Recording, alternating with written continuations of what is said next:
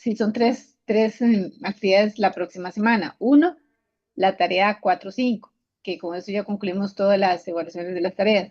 Dos, la entrega de los trabajos finales del grupo, por grupos que estaban pendientes, bueno, que están para entregar la próxima semana. Y tres, que yo les voy a publicar o les voy a subir el examen como lo hicimos la vez pasada. Ustedes tienen la clase o ese espacio para que puedan resolver el examen y les doy espacio hasta las 11 de la noche para que lo puedan subir. Entonces igual lo descargan, resuelven el examen y lo suben a la plataforma de mediación y con eso ya estaríamos dando por concluido el programa. Así que ya estaríamos dando, digamos, como dicen, conclusión a este cuatrimestre en este curso. Así que, pues nada, hoy voy a continuar con la presentación que inicié la semana pasada. Eh, un segundito. Ok. Que les inicié la semana pasada que vimos riesgo, llegamos hasta el riesgo de crédito. Bueno, vimos todo lo que era eh, riesgo de mercado, riesgo de crédito y quedamos en iniciar con riesgo. Aquí está entrando otro compañero por ahí. Riesgo de liquidez, que ahí fue donde quedé la semana pasada. Así que vamos a dar inicio a la... Ok, Sí, dígame. una preguntita. Es que usted Claro. ahorita acaba de mencionar que para la otra semana estaba la tarea 4 y 5, pero en mediación aparecen que esas se entregan hoy. Ah, ok. Voy a mover la fecha, Manuel, para darles espacio a la otra semana, porque yo sé que están, primero que la época y segundo que yo creo que sí lo he hecho, pero seguro no moví la fecha. Entonces voy a hacer la ampliación ahora. ¿Está bien? Ok, gracias. Con gusto, Manuel. Y muchas gracias por avisarme, porque seguramente sí, ya yo lo había programado así en la plataforma y no lo corregí, no lo ajusté. Pero ahora si la tienen lista, la pueden subir, pues igual me dan espacio porque si ya las voy revisando y voy publicando los resultados en la misma plataforma. Y lo que quedaría finalmente sería el trabajo final y el examen, la segunda prueba, ya para concluir el curso. Entonces, bueno, como les mencionaba, la semana pasada habíamos concluido de hablarles sobre el tema del riesgo de crédito. Como temas de riesgos en la estructura de gestión integral de riesgos, ¿verdad? Manejamos todo lo que es riesgo de mercado, riesgo de crédito, riesgo de liquidez, que se refiere a la posibilidad de que la empresa no pueda cumplir cabalmente sus compromisos como consecuencia de la falta de recursos líquidos. Cuando hablamos de recursos líquidos se refiere a que la empresa no programó, no proyectó, no presupuestó, no previó, digamos, todos los compromisos que tenía en el corto plazo. Y son pérdidas que puede sufrir una institución al requerir una mayor cantidad de recursos para financiar sus activos a un costo posiblemente inaceptable. ¿A qué se refiere eso? A que tenga que acudir a los activos que tenga disponibles, venderlos o liquidarlos de una forma más barata, a menor precio de lo que tiene registrado en sus libros, ¿verdad? Contablemente, y eso implique que tenga que registrar pérdidas producto de que ante una emergencia, ¿verdad? Tenga que ir a liquidar un certificado, una inversión, un activo, una cuenta por cobrar, un inventario o hasta un activo fijo.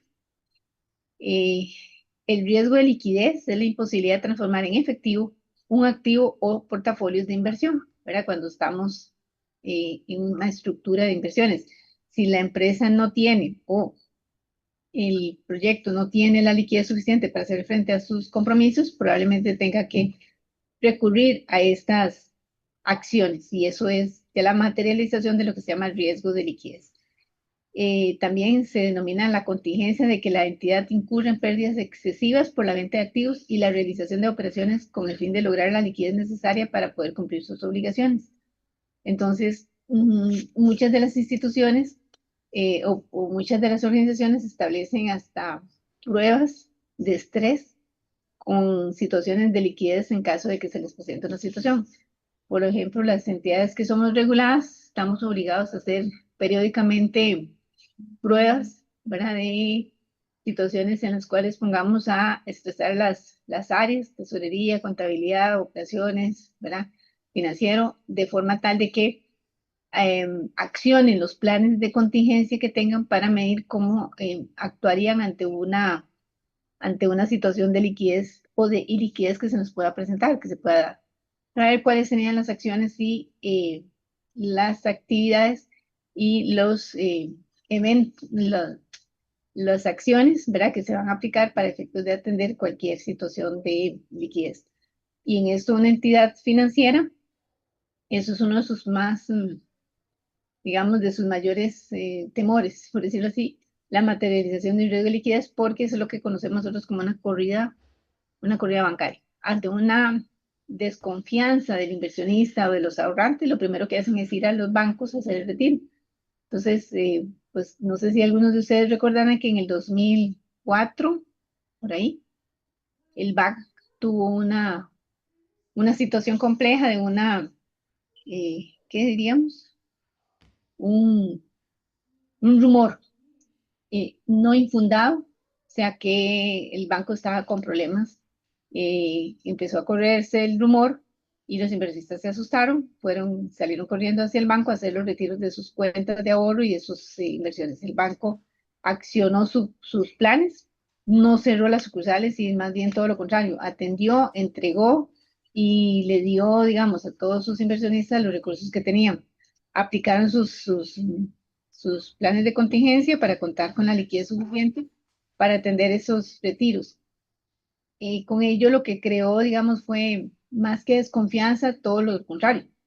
Le creó confianza a los inversionistas y a los ahorrantes de forma tal de que posterior a eso, que fue un evento de riesgo que se le materializó, por decirlo así, al banco, más bien se convirtió en un riesgo positivo en el sentido de que después de esto, ¿verdad? Se convirtió en el banco privado, digamos, con mayor crecimiento, con mayor confianza, con mayor ¿qué diríamos? Posicionamiento desde el punto de vista de la confianza de parte de los inversionistas, precisamente porque el banco en ningún momento le negó.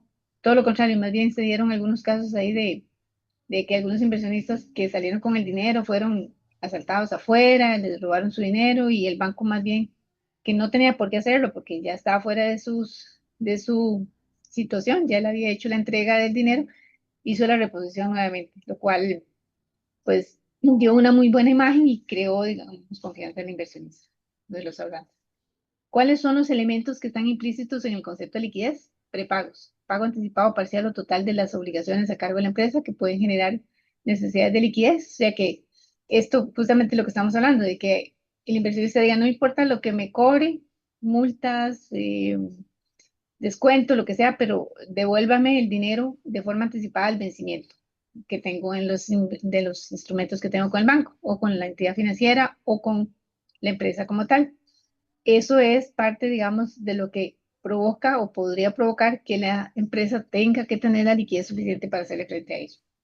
Expectativas de crecimiento, justificadas en políticas y estrategias internas, acceso a mercados de fondos, facilidad o dificultad de la empresa para acceder a recursos inmediatos de liquidez, para que no tenga, no sé, líneas abiertas para que le fonden de forma inmediata recursos y los requiere digamos, con un crédito rápido, posibilidad de acceder a otra empresa o institución que le facilite los recursos de forma temporal mientras se atiende el evento que se le está presentando, que tenga las obligaciones perdón, las inversiones, digamos, no calzadas con sus compromisos de corto plazo, es decir, que tenga inversiones a más largo plazo de lo que tiene que atender en el corto plazo y entonces eso le imposibilite o le genere que tenga que ir a liquidarlos con descuentos o con pérdidas que pues no le contribuyan, ¿verdad?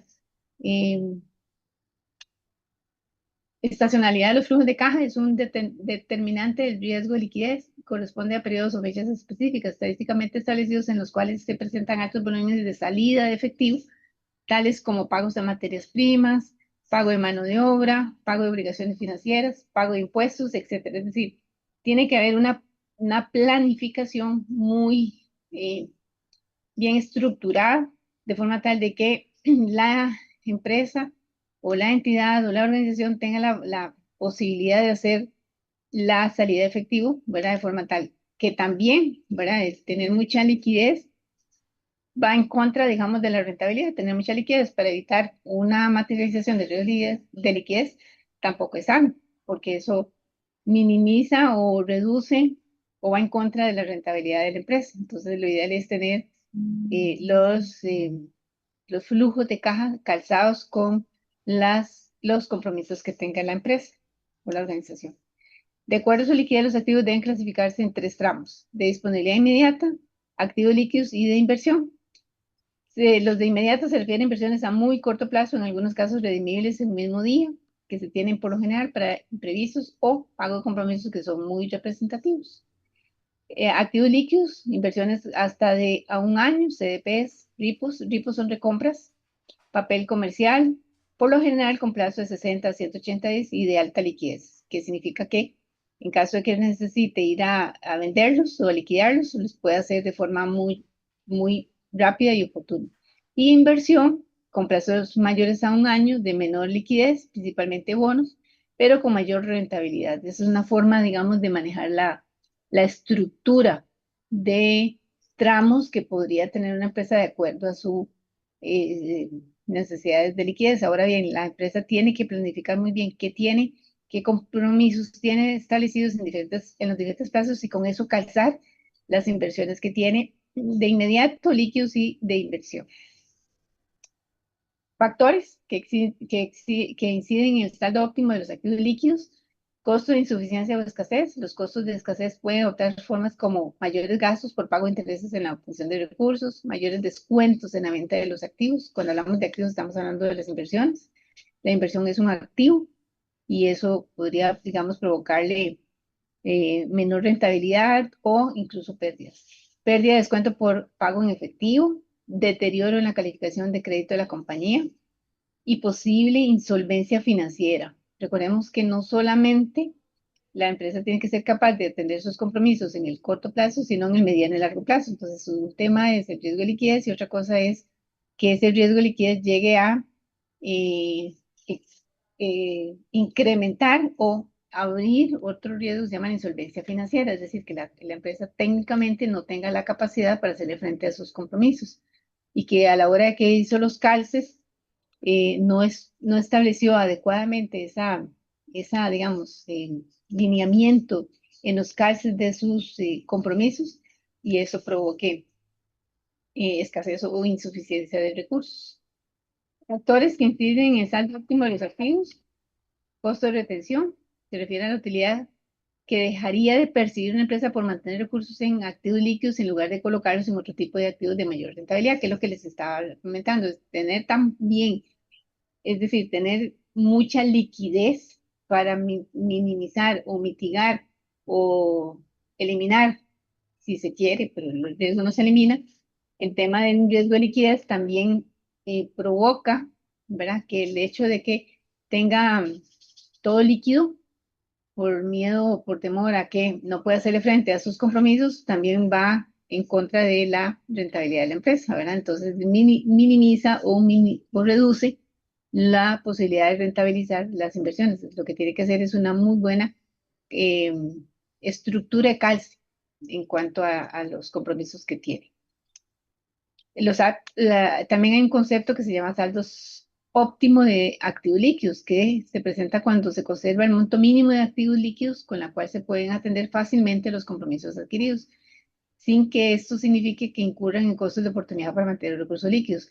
Bien, hoy hay muchos mecanismos que tienen las empresas para mantener su liquidez. Hay fondos de inversión, hay recompras, hay overnight, o sea, hay N cantidad de instrumentos o de mecanismos por los cuales las empresas pueden manejar la liquidez, rentabilizarla un poco y minimizar cualquier riesgo de liquidez. Entonces, vean que aquí hablamos de costo total, o sea, el mínimo en cuanto a costos y los activos líquidos que tenemos. Entonces, digamos, si manejamos los costos de retención y los costos de insuficiencia, ¿verdad?, que suman los costos totales, la empresa tiene que tener el saldo óptimo para atender todo lo que conlleva los compromisos de la empresa. Ahora, ¿cuáles son el efecto el efecto en costos que implica tener mucha liquidez o poca liquidez, ¿verdad? ¿Cuál es el impacto que eso podría generar en cuanto a guardar mucho dinero o a no tener dinero suficiente que le podría provocar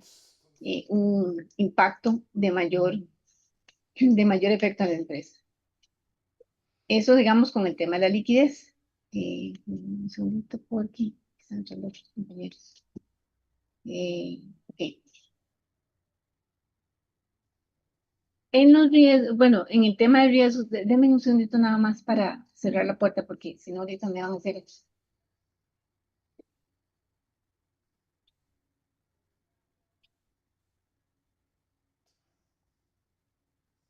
Eh, en el tema de riesgos, eh, la administración, hay que manejar un concepto que se llama administración de riesgos, ¿verdad? Que tiene una serie de pasos, una serie de etapas, por decirlo así, en lo que es el proceso de administración de riesgos.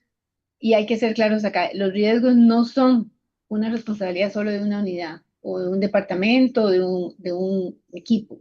Los riesgos son responsabilidad de todos, todos desde la alta dirección, desde la junta directiva, desde los dueños de la empresa hasta el recurso humano de menor nivel de responsabilidad de la empresa tienen incidencia en el tema de la administración de los riesgos. Lo que hay que tener claro es cuál es el papel, el rol y dónde es que entra uno a jugar en este proceso de la administración de los riesgos.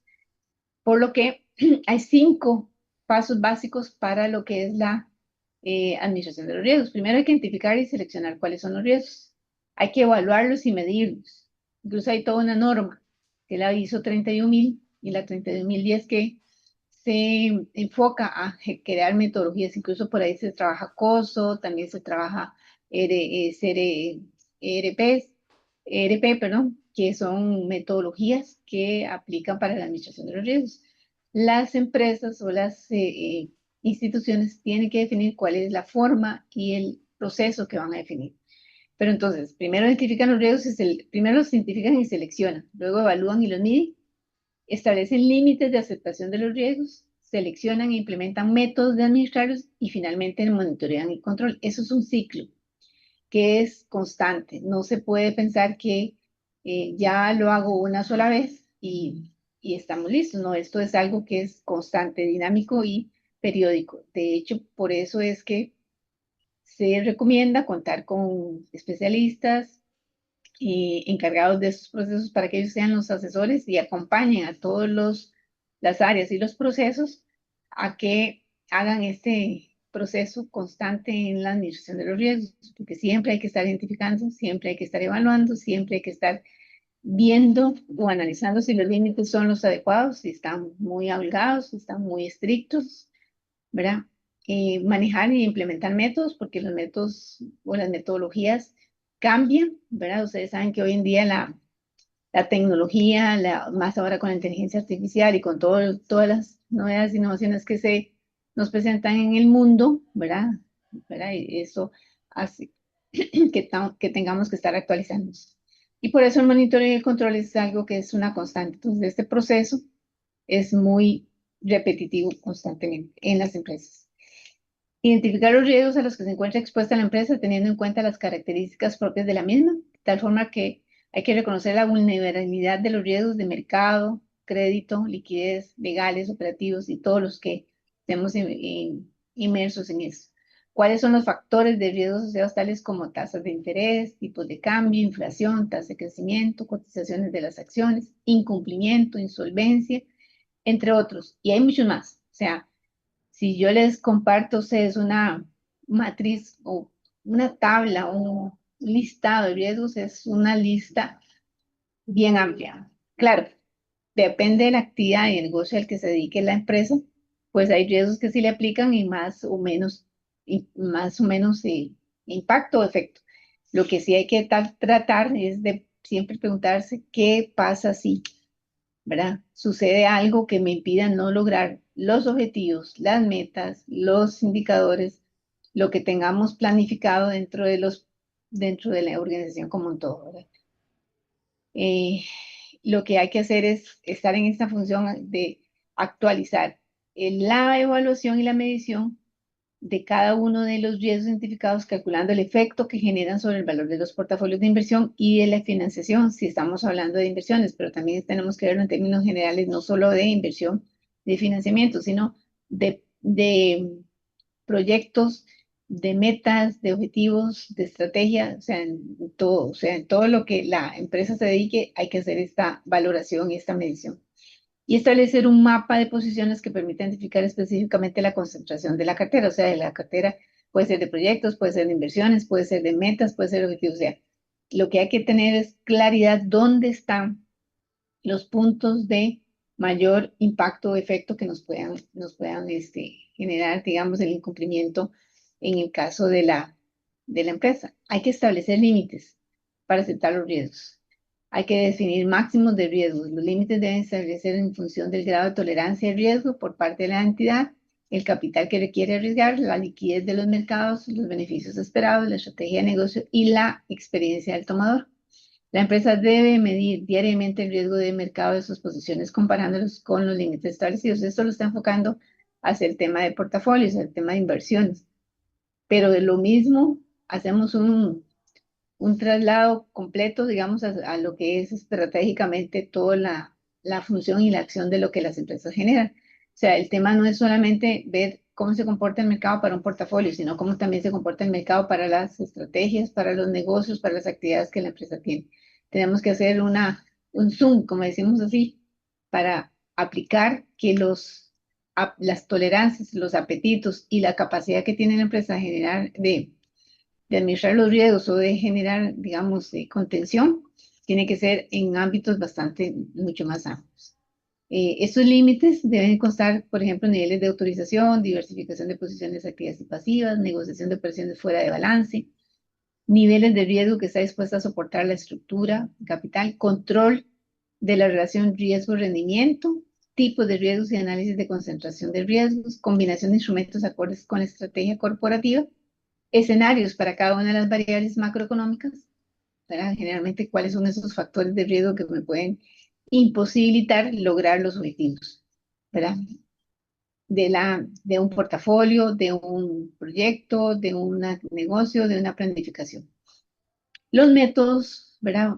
Generalmente tienen cuatro, por decirlo así, cuatro opciones que podríamos aplicar, que es evitar el riesgo, gestionar el riesgo, asumir el riesgo o transferir el riesgo. Cuando hablamos de evitar el riesgo, se toma la determinación de no proceder a formalizar la operación que genera el riesgo. La operación, el proyecto, el objetivo, la actividad, la tarea, en fin, lo que tengamos planificado, lo que vamos a hacer es evitar o sea, no lo vamos a hacer para evitar que el riesgo se llegue a presentar. Gestionarlo es aceptar que hay un riesgo, pero se reduce a un mínimo optimizando la relación riesgo-rendimiento. O sea, ¿qué voy a hacer para que ese riesgo no se llegue a materializar o no se llegue a dar? Entonces eso se llama gestionar el riesgo. Asumir el riesgo es cubrir con sus propios recursos el riesgo al que se encuentra expuesta la empresa. Ok, cuando yo sé cuál es el riesgo que podríamos tener, lo siguiente es que ese riesgo se llegue a materializar, ¿verdad? ¿Qué voy a hacer? Lo gestiono, pero también asumo de que en caso de que se llegue a generar o que se llegue a materializar, ¿verdad? A dar en realidad el riesgo que estoy identificando que se podría presentar, lo asumo con los recursos, con los ingresos, los resultados de la empresa.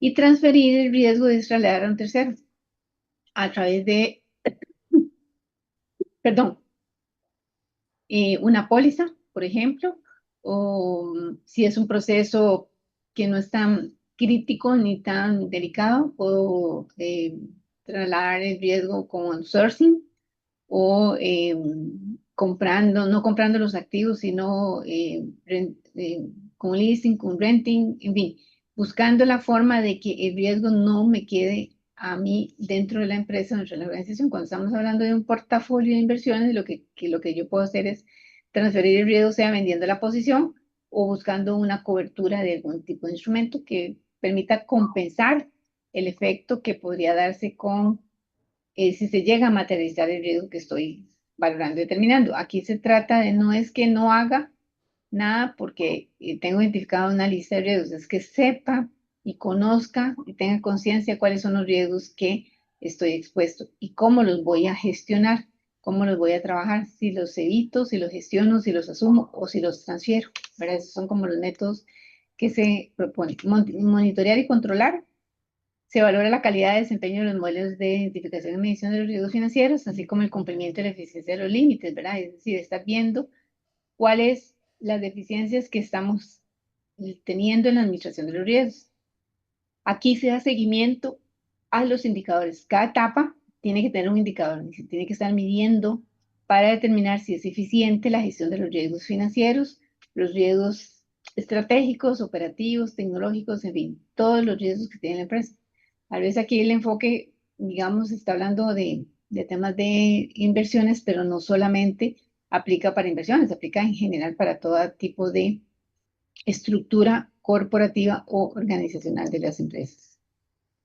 Sí es muy importante la participación del departamento de riesgos, unidades de riesgos, oficina de riesgos o encargados de riesgos, que normalmente es un órgano independiente a las unidades que ejecutan las transacciones de inversión o financiamiento. O sea, no están en la gestión activa, son, digamos, una segunda línea de defensa, se llama así.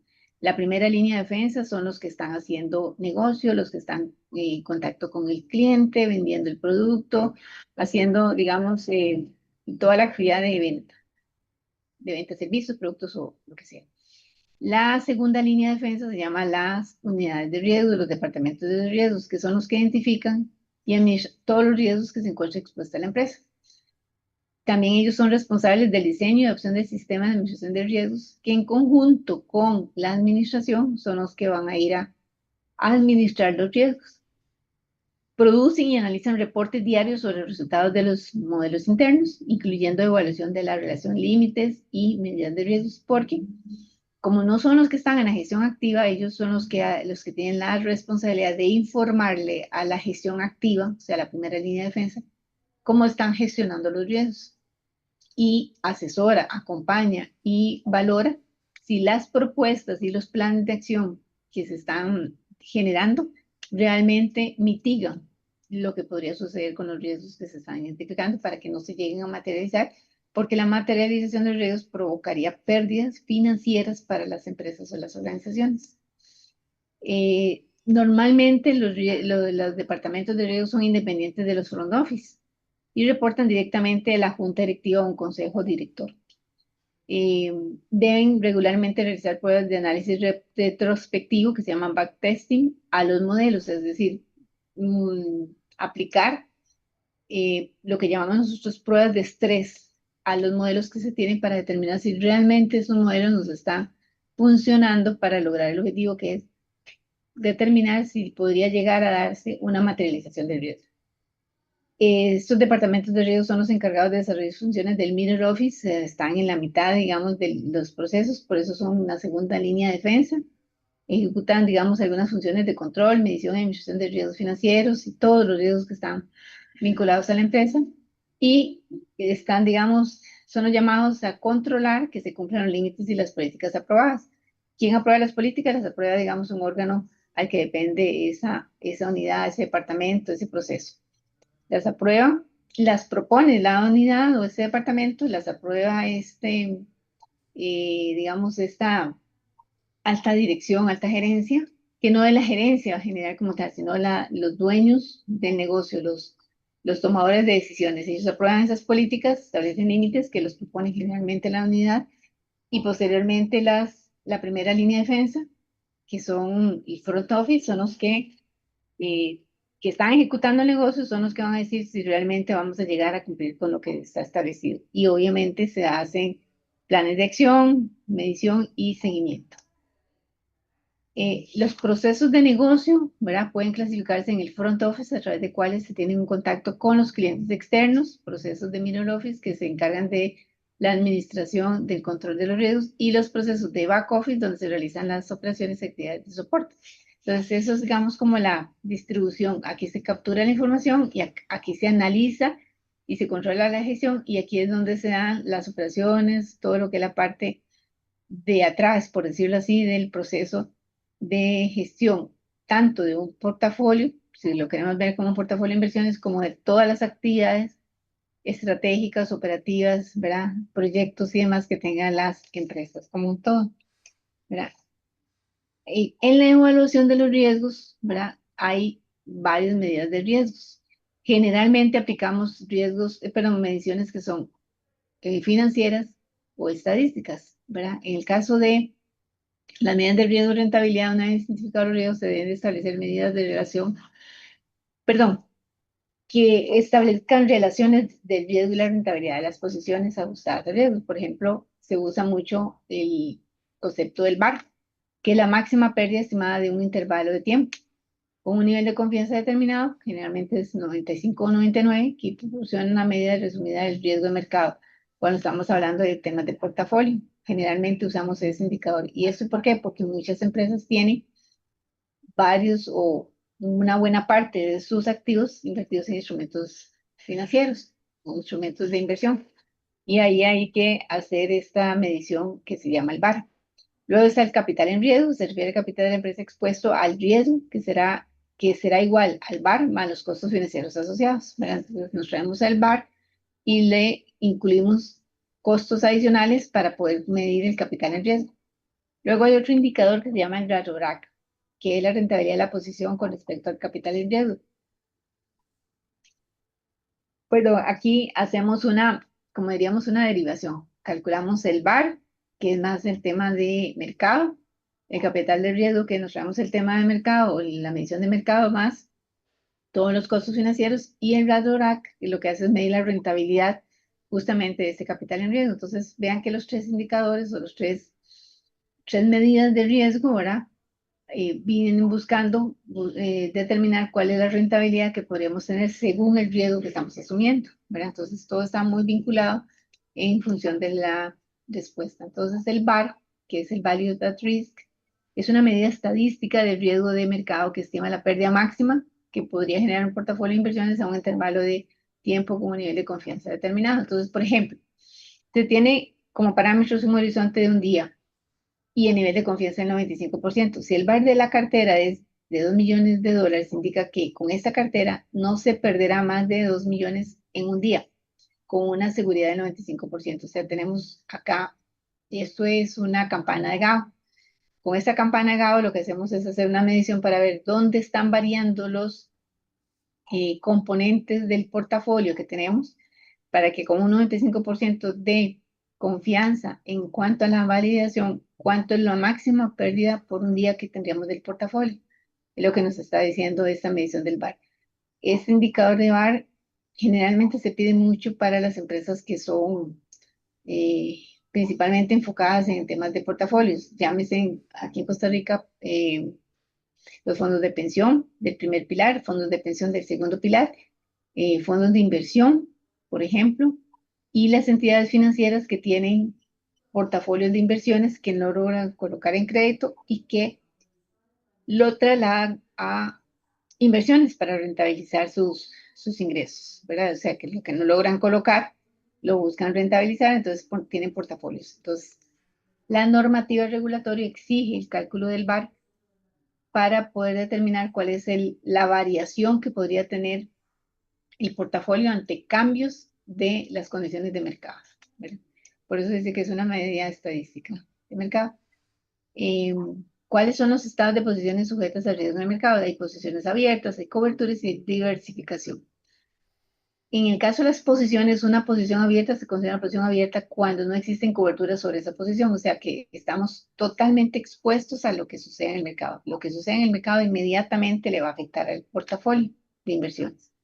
Cuando hablamos de coberturas, son operaciones que pueden eliminar total o parcialmente el riesgo de la empresa frente a determinados factores de riesgo, o sea que están cubiertos ante cualquier situación que se pueda presentar en el mercado. Entonces hace que eso no es barato, tiene un costo, pero minimiza el impacto que podría provocarle a la inversión o al portafolio. Obviamente eso reduce la rentabilidad que pueda generar el portafolio porque esas coberturas no son baratas, tienen su costo y esos costos van a minimizar el riesgo, pero también van a reducir la rentabilidad que genera el portafolio. Eso también hay que tenerlo en consideración. Y la diversificación reduce el riesgo de una cartera mediante la adecuada combinación de activos o pasivos.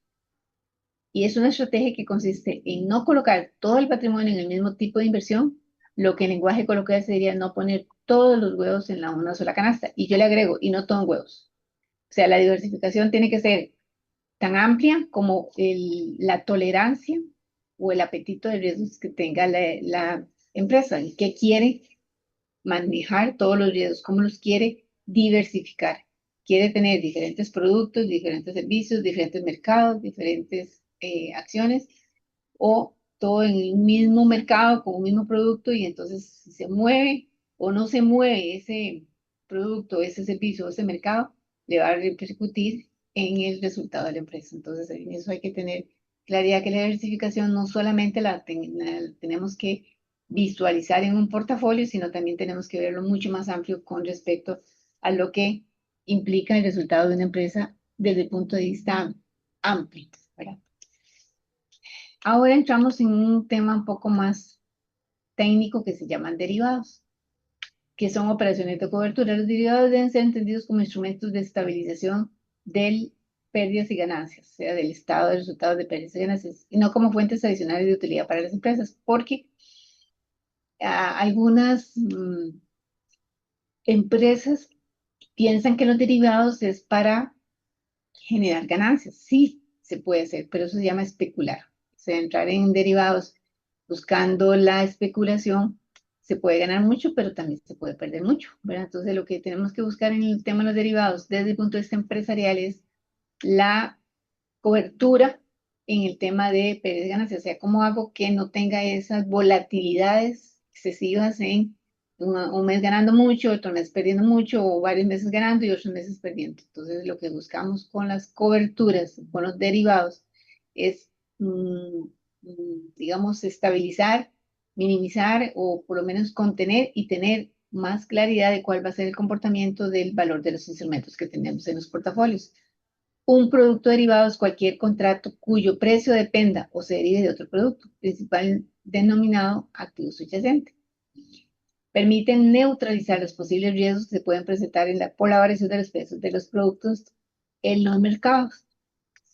Por ejemplo, tenemos subyacentes financieros y no financieros. En el caso de los financieros encontramos tasas de interés, pueden haber coberturas para tasas de interés, para tasas de cambio, o sea, tipos de cambio para inflación, y para valores que estén cotizados en bolsa, en cuanto a lo que son financieros. Los no financieros, por ejemplo, son los commodities, el oro, la plata, el maíz, el petróleo, que generalmente son bienes básicos llamados commodities, en el sentido de que yo pueda hacer que sea un productor que sea un productor y dependa mucho del petróleo, por ejemplo.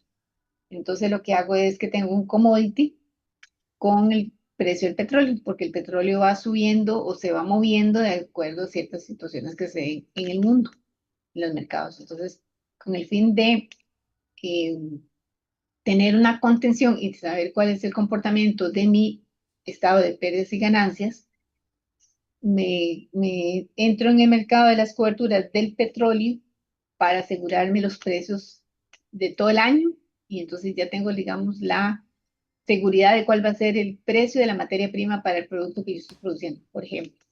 O si es materias primas relacionadas con productos como el cobre, como el café, el azúcar, en fin, todos los commodities que existen en los mercados pueden ser utilizados para cobertura de negocio, como, como también para especular. O sea que yo no voy a comprar ni el café, ni el petróleo, ni el azúcar, ni el oro.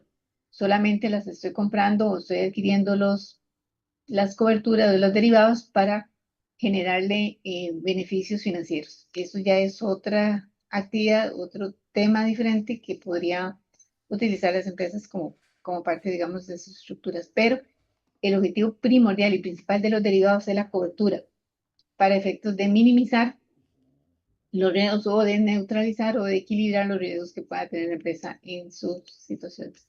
Y por eso es que se usa bajo tres líneas: especulación, cobertura o arbitraje. La especulación es la actuación que pretende obtener rendimientos por las variaciones previstas en las cotizaciones, basándose en posiciones tomadas según la experiencia y perdón, la tendencia esperada. Cobertura se utiliza para cubrirse de los riesgos, es decir, minimizar el efecto de la fluctuación de los factores a los que se encuentra expuesta la empresa, es decir, posición abierta. O sea, yo tengo una posición abierta, dijimos, estoy expuesto a lo que suceda, o sea, estoy ahí a que cualquier, como diríamos nosotros, mal tiempo, una llovizna, además, como cuando uno es muy sensible a cualquier cambio de clima y rápidamente se lo afecta a la salud. Bueno, si yo no me cubro, si yo no me inmunizo, si yo no busco cómo eh, prepararme para esos eventos, por supuesto estoy, como dicen, de frente, ¿verdad? A que cualquier situación, cambio climático, lo que sea, me va a afectar la salud. Bueno, es más o menos de lo que le puede suceder a las empresas. Si las empresas no buscan las coberturas necesarios para la actividad a la que se dedica, pues está totalmente abierto a que suceda lo que sea. Eso es una posición abierta. La cobertura en los derivados lo que hace es que lo inmuniza, le minimiza, le reduce los riesgos a los que se podría enfrentar. Y el arbitraje o comisión se actúa como intermediario entre un comprador y un vendedor, obteniendo un pequeño diferencial que posee las siguientes características. No requiere inversión propia, porque estoy solamente intermediando. Produce un beneficio neto positivo, porque lo que estoy es ganándome algo ahí, que estoy haciendo soy un comisionista intermediario. Y está libre de sufrir pérdidas, porque no estoy haciendo la inversión, solamente estoy haciendo, como diríamos nosotros, el árbitro medio de aquel partido que tiene que resolverse de alguna forma entre el que está jugando para un lado como el que está jugando para el otro. Entonces, eso es como una de los usos o de las usanzas que tienen las coberturas. Lo más común, ¿verdad? Es tener cualquiera de esas tres posiciones, especular, cobertura o el arbitraje o comisión. Por ejemplo, una empresa del sector real que produce y comercializa cerveza para llevar a cabo el cocimiento del mosto cervecero, que es la materia prima, requiere una materia prima esencial como es la cebada. Su interés se centra en minimizar los costos por la compra de materia prima, adquiriendo más kilos a menor precio, por lo que debe cuestionarse. ¿Qué factores macroeconómicos afectan el precio de la cebada? ¿El precio que paga actualmente es favorable para la empresa? ¿La tendencia en los mercados supone que los precios crecerán o decrecerán? Son preguntas que uno se puede hacer cuando está en este mercado. Entonces digamos, podríamos buscar alguna operación de un commodity con el tema de la cebada para minimizar y para poder atender cualquier riesgo que estas preguntas que está planteándose en la empresa le podían plantear y le pueden afectar en su producción, en sus costos, en su competitividad, en sus resultados, ¿verdad? En pérdidas y ganancias. Escenarios de incertidumbre entre el futuro de la cebada, por ejemplo, vendedor de cebada, dueño de la materia y productor de la cebada. Aquí es el que la vende, aquí es el que la produce y aquí es el dueño de que está en medio. Entonces, el vendedor, la incertidumbre que tiene es en el precio de venta futura de la cebada. El dueño de la maltería, que es el que el que hace la cerveza, incertidumbre en la compra en el precio de compra, incertidumbre en el precio de venta del producto que está produciendo. Y en el futuro, compra futuro de la cosecha, venta futuro de la cosecha. En el caso del productor de cerveza, incertidumbre en el precio de compra futuro de la cerveza. Entonces, de la cebada, perdón. Entonces, vean que hay que ver cuáles son los escenarios de incertidumbre para las posiciones de cada uno de ellos. El vendedor de cebada, el productor de cerveza y el dueño de la maltería. ¿Verdad? ¿Cuál es la posición que cada uno de ellos tiene? Y ese sería el comportamiento, la incertidumbre de lo que se les pueda presentar a cada uno de ellos y que se deben de analizar como impactos de riesgo y cuál sería la posición que cada uno de ellos va a tomar, porque los impactos o los efectos, los riesgos para cada uno son diferentes de acuerdo a la posición que cada uno de ellos tiene. Hay 5 productos derivados de más uso en el mercado financiero, que son los forwards, los swaps, los contratos de futuros, los contratos de opciones y los warrants. Los forwards son un acuerdo contrato entre las dos partes efectuado por fuera de los mercados organizados para aceptar o realizar la entrega de una cantidad específica de un producto subyacente con especificaciones definidas referente al precio, lugar, fecha y forma de entrega. Son acuerdos extrabursátiles entre dos instituciones financieras o entre una institución financiera y uno de sus clientes corporativos, donde los garantes son los propios contratantes. Entonces, los forward no están, digamos, no son homogéneos, por decirlo así, no hay fechas focales, sino que son contratos más personalizados y tienen más función desde el punto de vista de venta de producto y commodities, ¿verdad? Hay dos tipos de clasificación, el tipo de entrega, el delivery, ¿verdad? Que es por entrega física, y el no delivery, que en el caso de la física es cuando se entrega el activo, cuando se entrega el activo al precio que se pacta. El no delivery es cuando se efectúa la entrega del activo subyacente a cambio, no se entrega, perdón, el activo y lo que se hace es una liquidación de diferencia que se llama strike, pactado precio ejercicio y la cotización del subyacente el día de la liquidación. Aquí este es más este es más especulativo, este es cobertura y este es más especulativo, porque aquí sí entrego el producto, aquí lo que estoy haciendo nada más es negociando precio, ¿verdad? En el momento que se hace la liquidación del contrato. Entonces, aquí es, si entrego el producto, aquí no entrego el producto y lo que estoy transando, más que todo lo que estoy negociando es la diferencia del precio entre lo que se pactó en el momento que se generó y el precio que está realmente cuando se está liquidando y lo que se hace es que se liquida por diferencia. A eso se refiere el non-delivery. Los swaps son contratos OTC, que son over the counter, o sea, sobre el escritorio, que no están, digamos, esto es que se manejan no son en sistemas formalizados, sino que son más telefónicos, donde se llaman los inversionistas, ¿verdad? Que están requiriendo este tipo de instrumentos. Por lo cual, dos partes se comprometen a intercambiar una serie de flujos de dinero en una fecha futura sobre un determinado principal, en función ya sea de tipos de interés a corto plazo, como el valor de un índice bursátil o cualquier otra variable. Y entonces manejamos más o menos una estructura así. Aquí tenemos una entidad financiera de préstamo y tenemos una empresa X que hace un préstamo. Y aquí está la entidad financiera que hace el préstamo. Entonces tenemos un monto por los dólares y aquí es un monto por los dólares. Entonces aquí digamos, la tasa que se fija es de 2.5, ¿verdad? Que tiene que pagarle esta empresa a la entidad financiera por el préstamo en dólares. Cuando esta empresa hace, digamos, un swap, podría ser que defina si el swap es, en el caso del préstamo, puede ser tasa variable y vaya a buscar un swap en tasa fija, de forma tal de que se cubra un porcentaje, digamos, de la parte variable en relación a la parte fija. Es decir, tiene una cobertura en el tema de la definición de la tasa de interés. Generalmente aquí se manejan tasas de interés y tasas de cambio, o tipos de cambio. Sí, tipos de cambio o tasas de interés es lo más común que se hace en los swaps.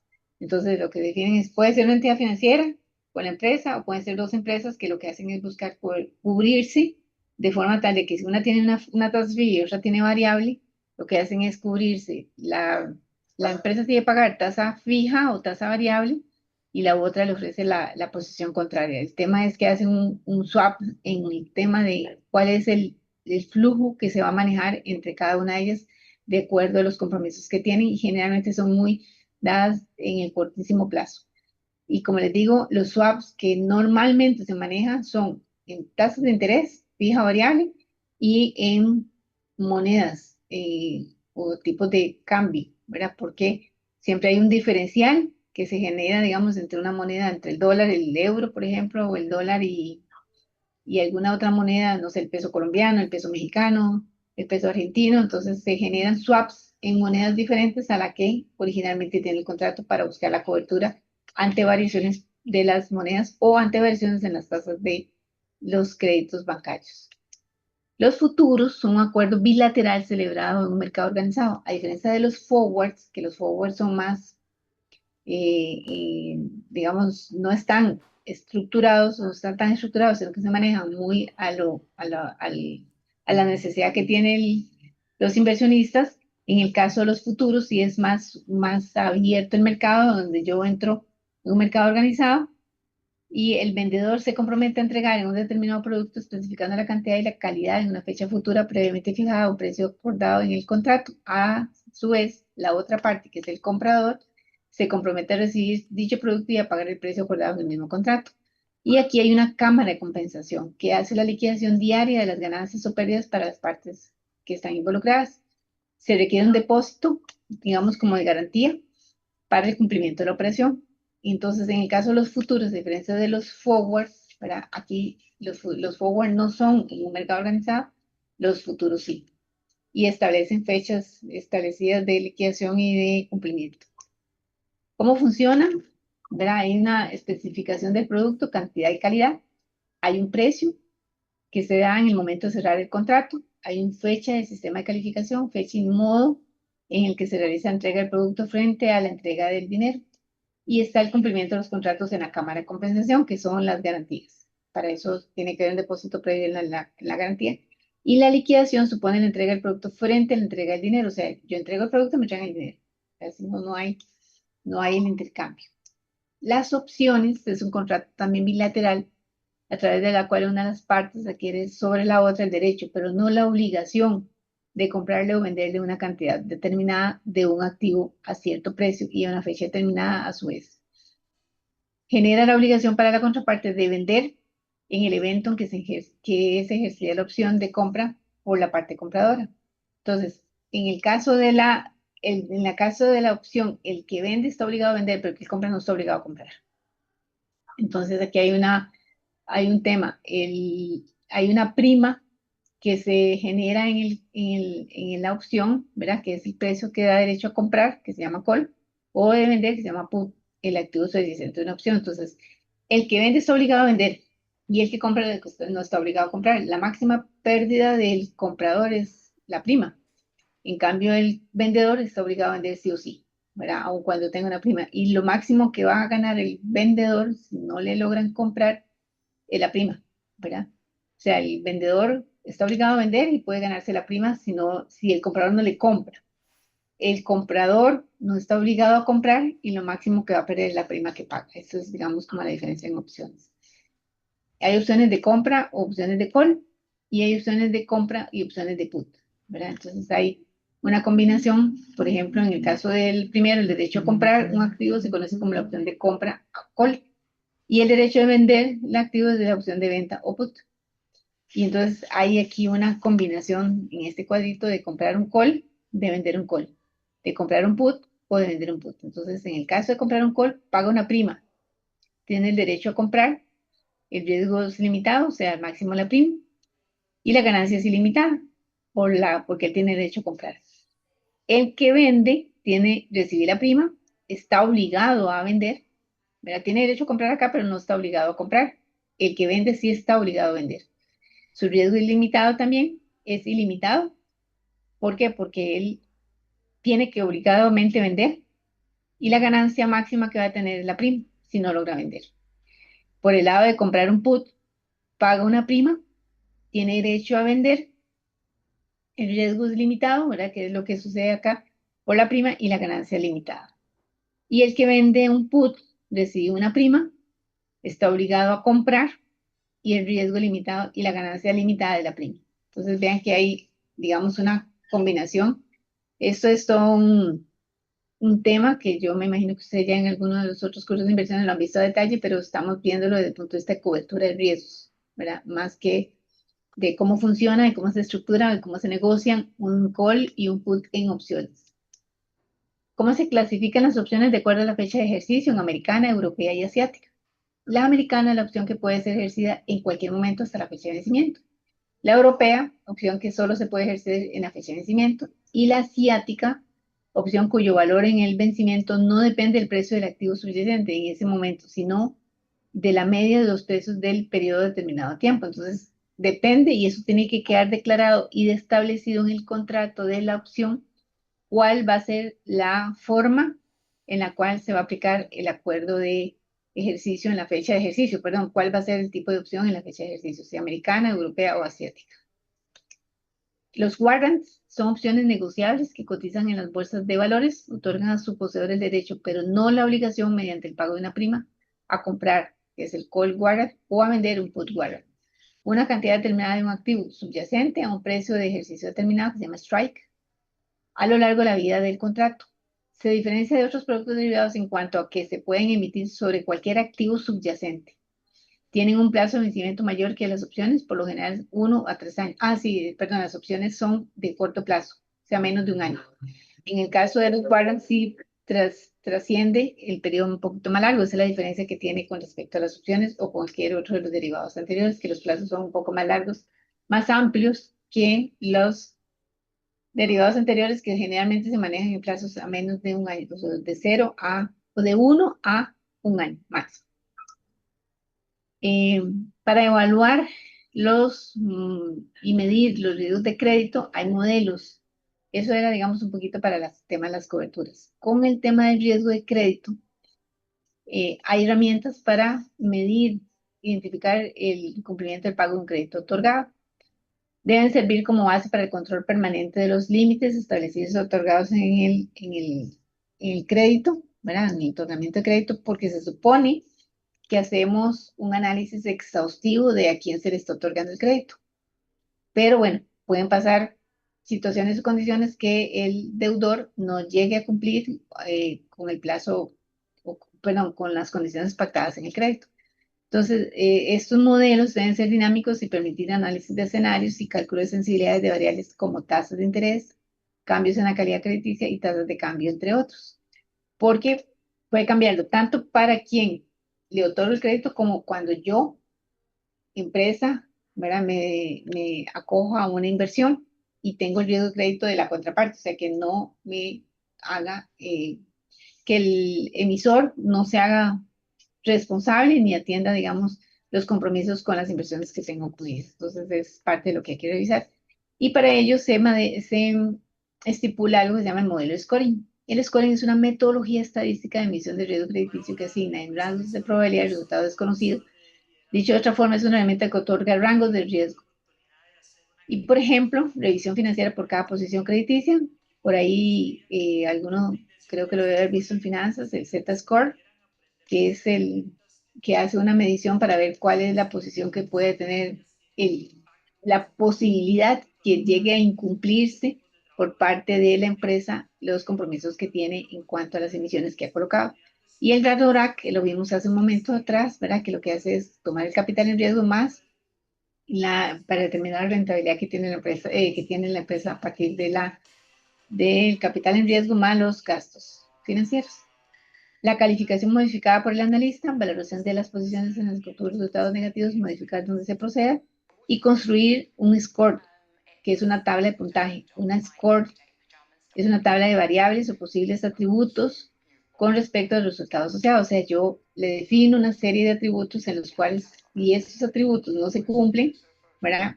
O no cumple, digamos, todo el componente de esa tabla de atributos, podría ser que no sea sujeto o que no sea, digamos, una buena opción de inversión. Sujeto a otorgar el crédito o una buena opción, una buena opción de inversión. Entonces, aquí tengo una tabla de score de clientes. Por ejemplo, esto es una empresa que se estableció y esto es un score real. Aquí lo que hice fue nada más traer la información. Aquí está la lista de los clientes a los cuales se les está otorgando crédito, cuál es el nivel de concentración del otorgamiento del crédito, la relación de la circulante, la prueba ácida, la relación de deuda, la relación de deuda capital, el margen de utilidad, la rentabilidad de la operación y la rentabilidad financiera del ROI. Y con este scorecard de clientes podemos ver, digamos, cuáles podrían ser aquellos clientes que tienen mayor nivel de concentración de la cartera que tengo de clientes, ¿verdad? En el otorgamiento del crédito para cuentas por cobrar. Y con esto puedo determinar, digamos, cuál podría ser el impacto o el resultado que me interesa a mí analizar y determinar cuál de esas variables son para mí las más relevantes y definir cómo es que tengo o cuál es el cliente que podría, por concentración, materializarme algún riesgo de crédito en caso de que, materializarme el riesgo de crédito en caso que no me pague, en caso que no pueda hacer efectivo el cobro de las cuentas por cobrar. Y eso me permite poder determinar si es un buen sujeto de crédito o si no, más bien no le otorgo el crédito de acuerdo a esos variables que estoy analizando, de acuerdo a esos indicadores o esa tabla de factores que estoy analizándole a los clientes. Para realizar un análisis consistente, perdón, eso digamos en crédito, que el scoring se aplica no solamente para empresas, sino también para personas.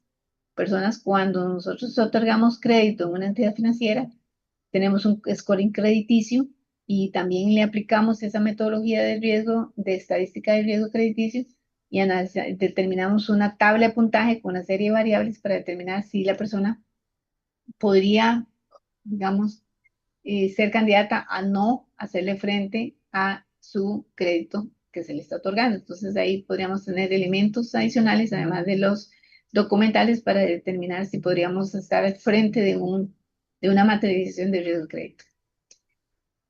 En cuanto a lo que es riesgo de liquidez, para realizar un análisis consistente y adecuado del riesgo de liquidez es necesario interrelacionarlo con el riesgo de crédito y del mercado, los cuales en la mayoría de los casos pueden derivar insuficiencia o escasez de recursos disponibles. El riesgo de liquidez se controla mediante la correcta planeación de plazos de activos y pasivos, o sea, lo que llamamos CALS, al igual que instituyendo políticas claras y eficientes de inversión y financiamiento, porque en la medida en la que yo tenga esos calces, digamos, bien establecidos, puedo mitigar cualquier riesgo de liquidez. Y aquí establecemos tablas de brechas de liquidez o tablas de vencimiento de activos y pasivos. Y ellos lo que buscan es clasificar los saldos del balance por vencimientos contractuales y esperados. De esta forma, la brecha de liquidez determina la posición significativa que podríamos tener con riesgo de liquidez. Para construir las brechas de liquidez es necesario identificar 4 elementos básicos: las bandas de tiempo, las brechas individuales, las brechas acumuladas y los límites. Y con eso, más o menos, podríamos llegar a esto. Esto es un otro ejemplo de posición activa, posición pasiva, de un balance. Entonces aquí tenemos toda la parte activa, cuál es el saldo a la fecha, y lo que hacemos es establecer una cantidad de fechas, digamos, hasta un mes, de 1 a 2 meses, de 2 a 3 meses, de 3 a 6, de 6 a 12 y mayor de 12 meses. Y establecemos cómo es que disponemos del activo en la estructura de liquidez. ¿Verdad? Obviamente, entre más líquido, más corto es el plazo que tenemos en los tiempos.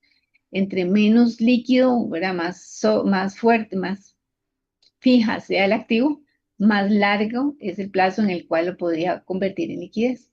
Ahora bien, me voy hacia el pasivo, ¿verdad? También clasifico en los mismos periodos para poder hacer una definición de lo que conocemos nosotros como la diferencia. Que nosotros en finanzas lo que hacemos es lo que llamamos un análisis de liquidez, ¿verdad? Circulante, activo circulante menos pasivo circulante, para ver cómo estamos en la cobertura. Más o menos, aquí lo que hacemos son brechas para medir la liquidez de la empresa desde el punto de vista de plazos más amplios, que va más allá de un análisis de razón de liquidez. Circulante, activo circulante menos pasivo circulante, o activo corriente menos pasivo corriente. Aquí vamos un poquito más allá. Y entonces definimos cómo está la estructura de la brecha de liquidez y la acumulada. Entonces, en el primer mes estamos, que son 140, ya para el segundo mes aumenta un poquito más, y ahí vamos llevándolo mes a mes, cuál sería, digamos, esa brecha. Y nos permite poder planificar dónde es que yo necesito incluso hasta inyectarle liquidez o ir a pedir un crédito o gestionar los activos, gestionar, digamos, qué de esto que tenemos acá lo pueda traer un poquito más para acá, se planteó acciones, planes, estrategias, lo que sea, para minimizar el riesgo de liquidez que tengo. Y el acumulado es cuánto lo máximo que tendría a plazo de un año, ¿verdad? Entonces, esta sencilla estructura de brechas de liquidez es más o menos lo que nosotros denominamos un calce de plazos. Un calce de plazos que nos permite determinar cuánto yo requiero en un mes, cuánto requiero a 2 meses, cuánto requiero a 3 meses, y así sucesivamente hasta llegar a los 12 meses, que es como el periodo económico que deberíamos de controlar y de medir, o de evaluar y medir el riesgo de liquidez. La estructura, el flujo efectivo representa el efectivo neto y real que genera la empresa en un periodo de tiempo determinado e indica la situación final de efectivo en dicho periodo. Presenta en forma desagregada, pero consiste en las entradas y salidas de efectivo de un periodo determinado, porque recordemos que el balance y el estado de resultados son estados financieros cerrados en un periodo determinado, pero no necesariamente el que yo tenga utilidad significa que tenga liquidez, ¿verdad? El que tenga ventas o el que venda no significa que eso se convierta en liquidez, porque puedo tener una parte en ventas y otra en cuentas por cobrar. Y esas cuentas por cobrar van al balance que tengo que gestionarlas. Entonces hay todo un tema que va detrás de ello. Los flujos de efectivo son los que nos dicen a nosotros cómo se está moviendo el efectivo durante un periodo y se clasifican en las actividades de operación, inversión y financiamiento. Hay dos formas para ver este estado de flujo efectivo, ¿verdad? Que es el método directo y el método indirecto. Con esos dos métodos, cualquiera de esos dos métodos que yo aplique, yo puedo saber dónde tengo concentración en el flujo efectivo, si es en la operación, si es en la inversión o si es en el financiamiento. ¿Cuáles son las actividades que me están moviendo el efectivo que podrían apoyarme o materializarme un riesgo de liquidez? ¿Ok? Vamos a ver entonces, vamos a dejar de compartir acá. Eso es lo que quería, digamos, en resumen, muy rápidamente, hablarles del tema de los riesgos. No sé qué prefieren ustedes, si continúo con la próxima presentación o hacemos el receso acá. Continúo la próxima presentación, es pequeña, no es una presentación muy larga, que lo que quiero hablarles es de la ISO 31000, que es una norma de riesgo que se recomienda de mayor actualidad para efectos de gestionar, analizar los riesgos de las empresas en términos muy generales, muy amplias. Es una norma no certificable, o sea, no se certifica como la 14000 o la 27000 o la 9001, sino que es una norma que se recomienda para efectos de la gestión de los riesgos en las empresas de toda índole, de todo tipo. Entonces ustedes me dicen si hacemos el receso acá o continúo y terminamos esa presentación y terminamos la clase. Ustedes me dicen qué prefieren. Yo me acomodo a ustedes. Yo prefiero Pero continuar. sí, yo igual. Ok. Yo también. Ok, perfecto. Entonces, bueno, vamos a continuar y entonces, cuando termine la presentación, ¿qué me queda? Estaríamos concluyendo. Ahí tal vez Jorge, creo que Jorge, Brian y Elsie que entraron posterior a la evaluación en el chat de acá, la compañera a ver, dejó los links para hacer, uno, la evaluación administrativa, que si ya la hicieron en los otros cursos, no la tienen que hacer y la evaluación del profesor, o sea, de la aquí suscrita, o sea, el docente, que ellos requieren para efectos de retroalimentación y de mejora en el desempeño de nosotros como profesores y docentes. Entonces, ustedes tres entraron posterior a que Karen se retiró de la sesión, que iniciamos temprano. Entonces, si tienen chance y pueden entrar a ese link, a los dos, si no han hecho en el administrativo, hacerlo para mejorar del proceso administrativo del programa y en el caso del docente para que les quede a ellos la retroalimentación de ustedes. Creo que son Brian, Elsie y Jorge. Si nos ayudan con eso, ahí se los agradecemos mucho. Bueno, Max no se conectó, entonces serían ustedes tres que fueron los que entraron posteriores. Mientras tanto, voy a continuar con lo de Profe, Sí, dígame. profe, usted me lo podría reenviar ahí en el chat. Es que vieras que no me aparece, digamos, seguro como Como entraron después, no. ingresé. Ajá, correcto. Sí, eso mismo iba a decir que no nos aparece en el chat, sale vacío. Ok, Gracias. déjenme para Muchas copiarles gracias. acá. Se los voy a volver a copiar acá. Este primero que les estoy copiando ahí es el del administrativo, que dice evaluación administrativa. Y el del docente, déjenme ver, el del docente creo que es este. Ahí me avisan si les quedó. El primero que les anoté creo que es el de la administrativa y el segundo que les anoté es el del docente. Entonces, usted le dan clic ahí al link y ingresan y hacen la evaluación. También muchas gracias por su colaboración. Claro, gracias, profe.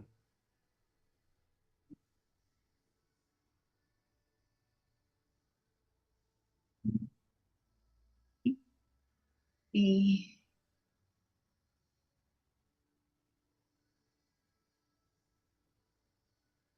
un segundito para sacar la presentación.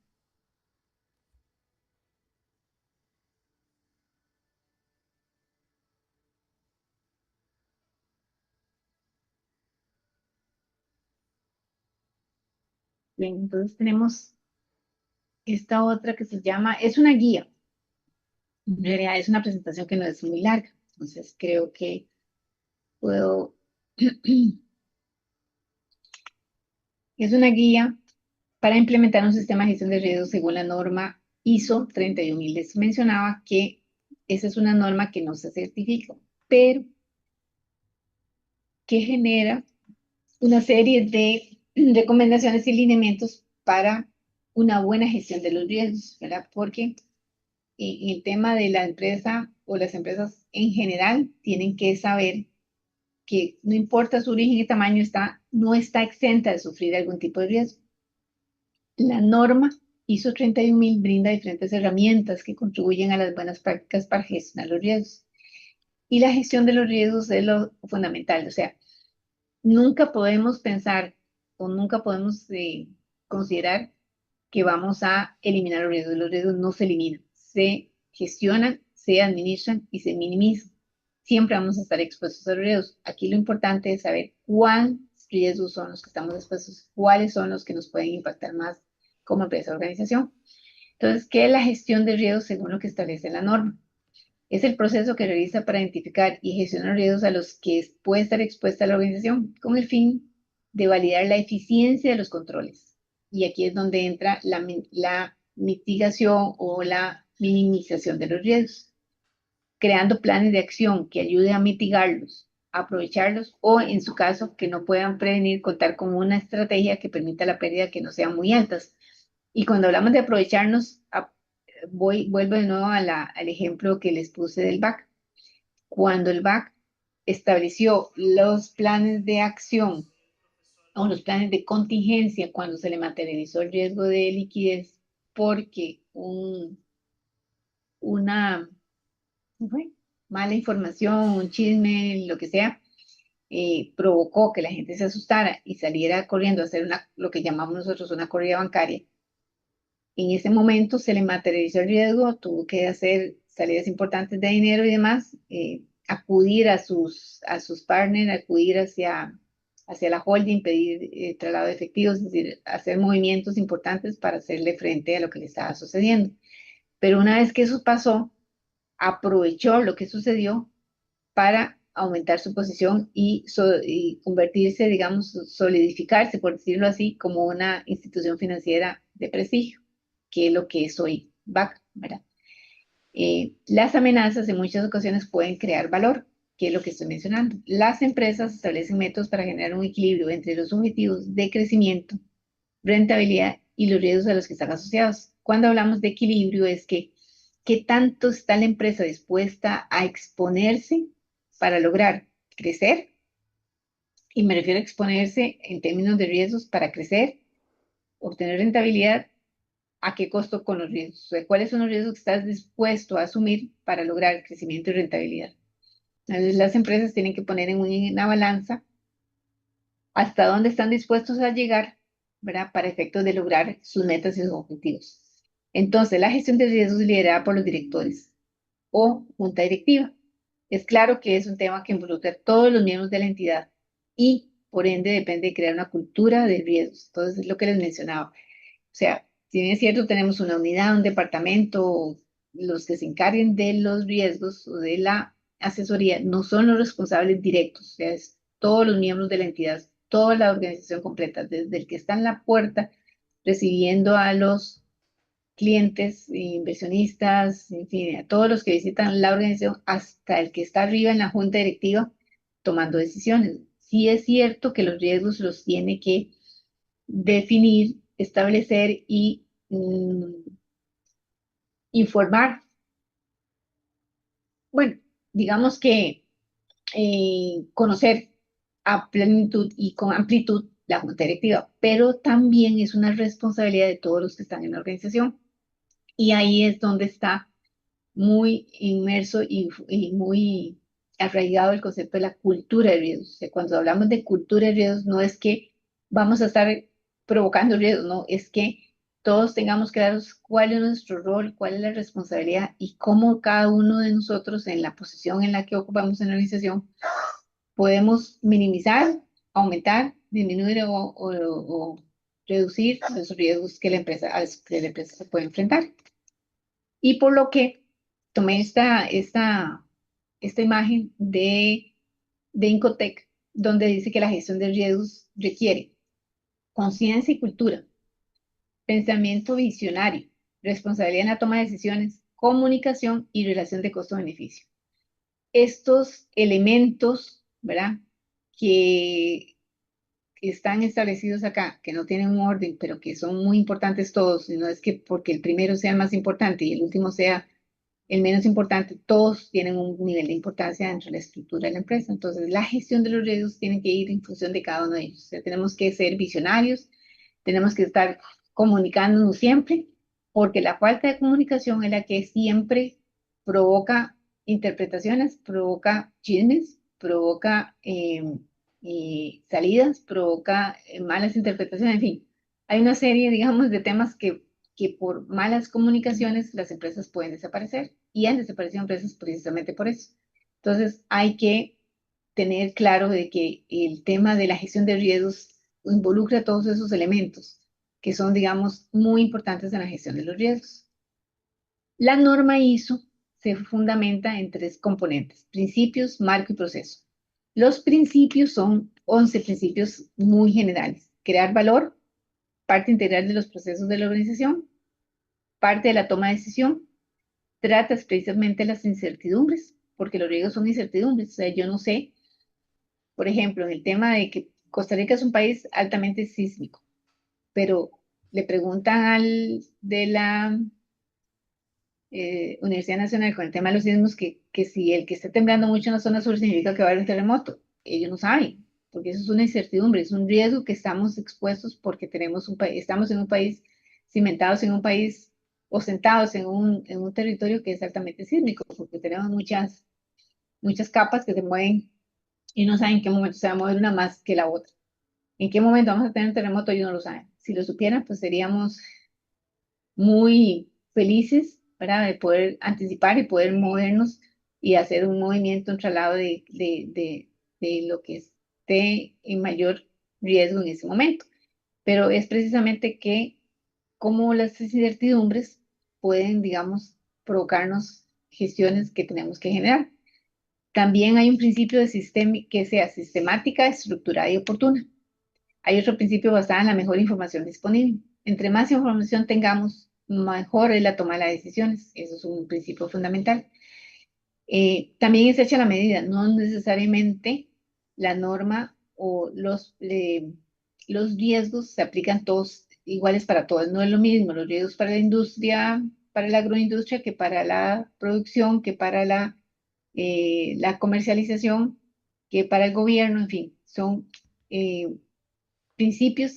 riesgos que se tienen que ajustar de acuerdo a la actividad a la que estemos valorando. Tiene en cuenta factores humanos y culturales. Es muy importante. No es lo mismo los riesgos acá en Costa Rica, que tiembla constantemente, que en Estados Unidos, que no tiembla en ciertos estados. Hay estados que tiemblan más que otros. Pero en el estado que no tiembla hay huracanes. Y en el que no hay huracanes hay tornados. Entonces hay que manejar los temas de acuerdo a la cultura.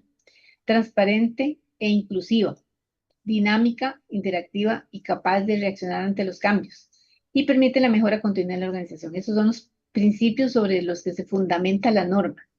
Ahora, sobre esos principios, a partir de esos principios se crea un marco. Que el marco dice, el diseño del marco de gestión de riesgos. Primero tenemos que diseñar un marco. Y ese marco es mandatorio, tiene que tener un mandato y compromiso. ¿Quién genera ese mandato y compromiso? La junta directiva. Porque son los dueños, los principales actores responsables en la toma de decisiones. Entonces ellos mandan y se comprometen a diseñar un marco de gestión de riesgos. Una vez que tenemos este diseño de marco de gestión de riesgos, implementa la gestión de riesgos, le damos un seguimiento y control constante y le estamos mejorando ese marco constantemente. Entonces eso tiene que ser algo que es constante y de movimiento periódico. ¿Qué tan periódico? Lo tiene que definir el marco, o sea, ese marco de gestión. Pero es algo que es muy dinámico y constante. ¿Por qué? Porque los negocios cambian, las economías cambian, los mercados cambian, los consumos cambian, las personas cambian. Entonces eso tiene que ser constante. Entonces eso es un marco que es general. Y después del marco vamos hacia el proceso. El proceso es, vamos a conocer el contexto en el que se encuentra la empresa. No es lo mismo un contexto en la zona del GAM, de una empresa que está en el GAM, de una empresa que está fuera del GAM, o que solamente transa en Costa Rica, a las que transan en diferentes países, y diferentes países depende, digamos, de las culturas y depende, digamos, de los recursos que hay ahí. Entonces, una vez que conocemos el contexto, vamos a evaluar los riesgos, vamos a identificarlos, vamos a analizarlos, valorarlos y tratarlos. Y todo este proceso que está acá, porque eso es un proceso, cada uno de ellos es un componente del proceso, siempre tiene que tener comunicación y consulta en todas las partes involucradas y tiene que tener un seguimiento, control y revisión de todas las partes involucradas. Y aquí entra la primera línea de defensa, la segunda línea de defensa y la tercera línea de defensa, que la tercera línea de defensa son las auditorías externas y las auditorías internas, que tienen un papel fundamental en estos procesos, ¿verdad? Porque, digamos, contribuyen a que los procesos de riesgo, perdón, las unidades de riesgos están ante y durante todo el proceso. Digamos, un departamento de riesgo, una unidad de riesgo está antes y durante los procesos. Las auditorías son después de que suceden los procesos, después de que se hacen las gestiones, es cuando se mantiene una revisión de la auditoría interna y de la auditoría externa como tal, ¿verdad? En el cual recibimos una retroalimentación desde el punto de vista de la estructura de gestión de las empresas, ¿verdad? Entonces, tenemos, eh, digamos, esa estructura, principios, y proceso. ¿Ok? ¿Cuáles son las ventajas que ofrece la ISO? Contribuye a mejorar la eficiencia operativa y la gobernanza, genera confianza, ya que utiliza métodos adecuados para la gestión del riesgo, aplica controles del sistema de gestión para analizar riesgos y de esta manera mitigar las posibles pérdidas, mejora la resiliencia de los sistemas de gestión, responde de manera eficiente a los cambios de forma eficiente, protegiendo a la organización y se adapta a cualquier tipo de riesgos, sin importar su naturaleza o causa. Entonces, denme un segundito, por favor, porque tengo que ir a abrir la puerta que no trae llaves. Un segundito.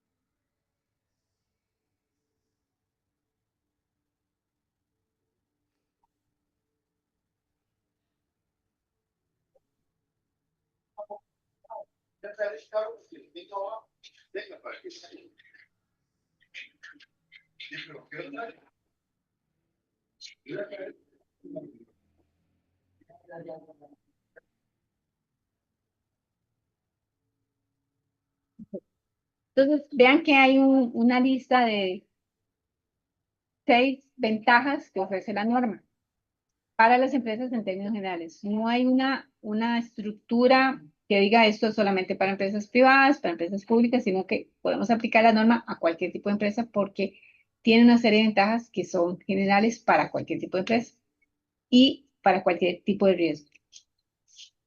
La gestión de riesgos, ¿verdad? Como tal, se define como las actividades que ponen en marcha para seguir y controlar los riesgos a los que están enfrentadas las compañías. Se debe tener en cuenta que uno de los aspectos más importantes es la cuantificación y por eso dividir en dos frentes, consecuencia y probabilidad.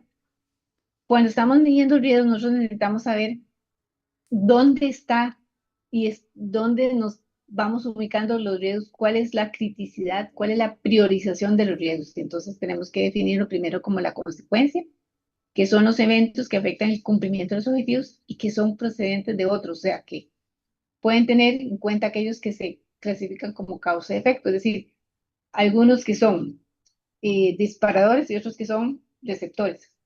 Entonces tenemos que tener claro cuáles de ellos son los que nos minimizan, nos impiden, nos reducen el cumplimiento de los objetivos.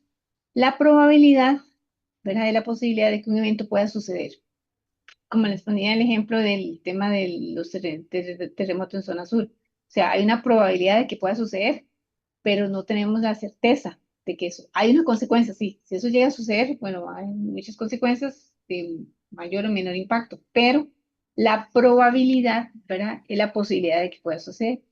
En este punto es importante que las organizaciones contemplen de estos hechos puedan provenir de las decisiones que se tomen. Y se dividen en escalas de raro, probable, improbable, posible y muy frecuente. Eso es como para establecer lo que conocemos nosotros en riesgos como mapas de calor. Los mapas de calor nos permiten, ¿verdad?, en un eje de coordenadas definir si estamos en una zona verde, en una zona amarilla, en una zona anaranjada o una zona roja. Roja me refiero en los cuadrantes en los cuales no queremos tener riesgos, que tienen alta probabilidad y alta consecuencia, ¿verdad? Entonces lo que buscamos es tener todos los riesgos de ser posible en zonas verde y amarilla y cuidar las que están en verde para que no se pasen a las amarillas y traer las amarillas hacia las verdes. No tener ningún riesgo identificado en zonas rojas, anaranjadas o rojas, porque eso nos implica tener que tener más controles o tomar alguna decisión de si lo evito, si lo transfiero, si lo gestiono o si lo acepto, ¿verdad? Que son las etapas que podemos aplicar. Entonces, ¿cuál es la importancia de contar con un plan de gestión de riesgos? Bueno, el propósito del sistema de gestión de riesgos es que permite identificar, reducir, planificar y tomar buenas decisiones referente a los riesgos. El plan nos brinda herramientas necesarias para tener gestión de riesgos adecuada y puede aplicar desde el inicio de la organización hasta cualquier escenario, con estrategias, decisiones, procesos, funciones, proyectos, servicios y activos. Entonces, vean que aquí tenemos una propuesta también de Incotec sobre el tema de la mejora en las acciones, el monitoreo y control y el tratamiento de los riesgos. Pero aquí en este componente tenemos que establecer lo que les hablaba del contexto, en qué contexto se encuentra la empresa. Identificamos los riesgos, analizamos el riesgo y evaluamos el riesgo. Los tratamos, los monitoreamos y los revisamos y estamos mejorando siempre. Entonces, eso es como la misma grafiquita anterior que les planteaba, pero haciéndolo, digamos, de forma general en cuanto a lo que es la gestión de los riesgos. Cuando tenemos un plan para poder establecer y mitigar que los riesgos no se lleguen a materializar y evitar, en la medida de lo posible, las consecuencias de lo que los riesgos nos puedan provocar en la organización. Los principios, como les mencionaba, ¿verdad? Para la gestión de riesgos, aquí que tengo, bueno, más bien principios y directrices muy generales para la gestión de los riesgos según la norma. La compañía tiene más posibilidades de cumplir con los objetivos propuestos, cumplimiento de estándares legales en diferentes áreas de la compañía, manejo en la administración de mejora, protege los recursos de la empresa, desarrollo interno se vuelve más eficaz y eficiente. La toma de decisiones es más confiable gracias a la herramienta para evaluar la gestión de los riesgos. Se toma conciencia de la importancia de contar con un sistema de gestión de riesgos y desastres, porque eso es muy importante. No solamente pensemos en los riesgos que tenemos en el interno, es que los desastres que pueden estar en el interno o en el entorno también pueden impedir el logro de los objetivos.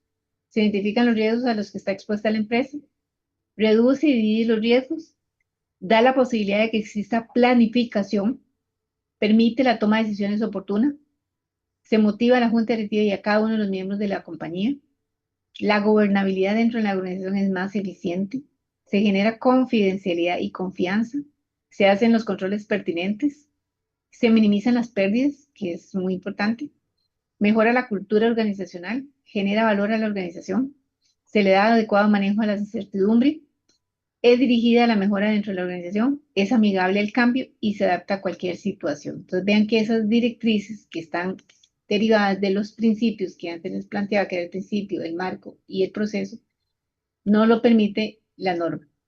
Entonces la norma nos da esa serie, digamos, de directrices que ayudan a gestionar los riesgos de forma mucho más, de mayor beneficio para la empresa y de oportunidad para que pueda, digamos, desempeñarse de una mejor forma. Ay, entonces, como les hablaba, tenemos principios, marcos y procesos. Entonces, los principios, ¿verdad?, mueven el proceso, bueno, el marco, perdón, que nacen los principios, mueven el proceso de la gestión. Entonces, gestión del riesgo es la arquitectura, que la arquitectura es el principio, más el marco de referencia, más de los procesos. Eso es la arquitectura en la gestión de los riesgos. Gestión de riesgos. Gestionar el riesgo es ya la aplicación, porque recuerden que gestionar es un verbo participativo. Yo estoy accionando, en esto estoy conociendo cómo está la estructura. La gestión del riesgo es, como diríamos nosotros, el ideal. Mi ideal es tengo principios, tengo marco de referencia y tengo procesos. Eso es mi ideal. Entonces ya tengo la arquitectura, tengo, digamos, como diríamos nosotros cuando queremos construir una casa, el render de lo que yo quiero. Eso es la gestión de los riesgos, eso es lo que yo tengo ya. Cuando yo voy a gestionar los riesgos es cuando lo aplico, es cuando ya yo, después del render, ahora sí, compro todo lo que tengo que comprar para que quien tiene que construir, construya. Entonces acciono y aplico, ¿verdad? La arquitectura, particularmente en cada uno de esos procesos que tengo. Entonces, tengo la gestión del riesgo, que es la arquitectura, y la gestión y gestionar el riesgo de la aplicación. Entonces, el ejemplo es yo tengo el render de lo que quiero, que es la gestión del riesgo. Y cuando ya contrato a todo el equipo para que haga lo que el render me estableció y me vendió, ahora sí estoy aplicando la gestión del riesgo, ¿verdad? Entonces estoy gestionando voy a gestionar el riesgo, voy a actuar. ¿Cuáles son los marcos de referencia que plantea la norma? Políticas de riesgos, integración de procesos, recursos y contexto externo. Y bueno, ahí sí que ahorita vamos a ver los demás. Las políticas son los lineamientos generales que las entidades deben adoptar en relación con el sistema de gestión de riesgos. SGR es un sistema de gestión de riesgos. Cada una de las etapas y elementos del sistema deben contar con políticas claras y efectivamente. Las políticas que se adopten deben permitir un adecuado funcionamiento del sistema de gestión de riesgos y traducirse en reglas de conducta y procedimientos que orienten la actuación de la entidad. O sea, todos tenemos que, no es que no hagamos nada porque estamos pensando en los riesgos, es que tengamos claros cuáles son los riesgos que podemos estar expuestos y cómo los vamos a trabajar, cuáles son las líneas de acción que tenemos para hacer. Ahora bien, las empresas se manejan por estructuras matriciales. Tenemos una junta directiva, tenemos una gerencia, tenemos gerencias, departamentos y demás. Eso es una estructura matricial. Los riesgos se tienen que gestionar por procesos, no por estructuras, porque de pronto el departamento de operaciones me va a decir, es que eso no es tema mío, eso es de financiero. Y el de financiero me va a decir, eso es que no es tema mío, eso es de operaciones. Y el otro es de tecnología, es que se están viendo matricialmente hablando. Tenemos que verlo por procesos. ¿Dónde entra la actividad y dónde concluye la actividad y cuáles son los riesgos que hay en el interior? Entonces, la integración de procesos son propios del sistema y todos los procesos de la compañía tienen que ser transversales. O sea, no podemos pensar en que operaciones es una isla, financiero es otra, operaciones es otra, tecnología es otra, comercial es otra. ¿Verdad? Todos tienen que verse de forma transversal. De una u otra forma, las actividades de la empresa empiezan en un área y terminan en otra. Entonces, tenemos que verlo por procesos y no por estructuras matriciales. Los recursos necesarios para implementar y mantener el funcionamiento de forma efectiva y eficiente.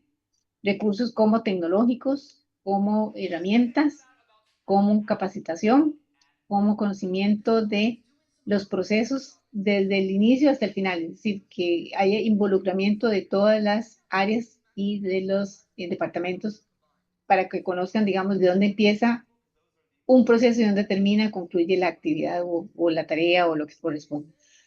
El contexto externo son factores de entorno cultural, político, legal, reglamentario, financiero, económico y competitivo, bien sea internacional, nacional, regional, local.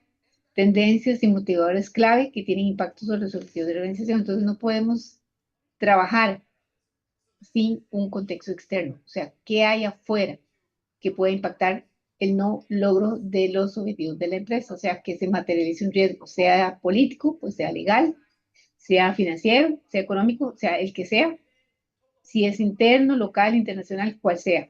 Tenemos que saberlo, conocerlo y entenderlo para ver cómo nos va a impactar. Por eso se conoce como marco de referencia. El contexto interno, rendición de cuentas y divulgación de información también son parte del marco de referencia. Internamente, tenemos que saber la capacidad de la organización en términos de recursos y conocimiento, los flujos de información, los procesos de toma de decisiones, las partes involucradas internas, los objetivos y las estrategias implementadas para lograrlo, las percepciones, los valores y la cultura, las políticas, los procesos, las normas y los modelos de referencia adoptados por la organización. Todo lo que tiene que ver con la cultura interna, o sea, todo lo que está dentro de toda la estructura interna es fundamentalmente, hay que entenderlo, conocerlo y definirlo, porque igual, como desde afuera podemos tener una materialización de riesgo, al interno también. Entonces tenemos que tener claridad de todo este flujo de información, de todos estos procesos que están involucrados en el accionar de la organización. Luego el tema de rendición de cuentas. La pérdida cuando afectan el estado de resultados. Deben registrarse cuentas de gastos en el periodo en el que se materializó la pérdida. y las repercusiones cuando afecten el estado de resultados deben registrarse en cuentas de ingreso en el periodo en el que se materializó la recuperación. Es decir, no dejarnos los efectos financieros de lado. O sea, hay que reflejarlos en los resultados de la empresa, si son positivos, si son negativos, porque eso tiene un efecto, un impacto. Entonces, cuando hay una diferenciación, una materialización de un riesgo, sea este positivo o negativo, se tiene que reflejar en los informes financieros. Eso es lo que nos dice la norma.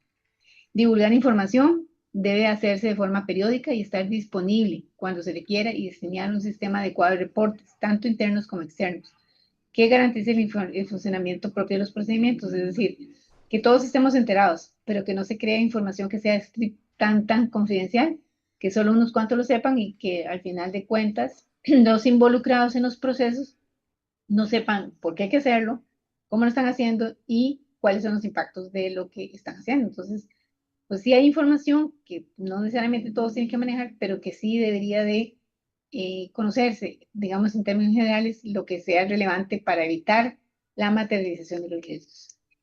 El contexto del proceso de gestión de riesgos, ¿verdad? Definir rendición de cuentas y las responsabilidades. Definir la extensión de las actividades de gestión de riesgos, incluyendo exclusiones, inclusiones específicas. Definir la extensión del proyecto, el proceso, la función o la actividad en términos de tiempo y localización.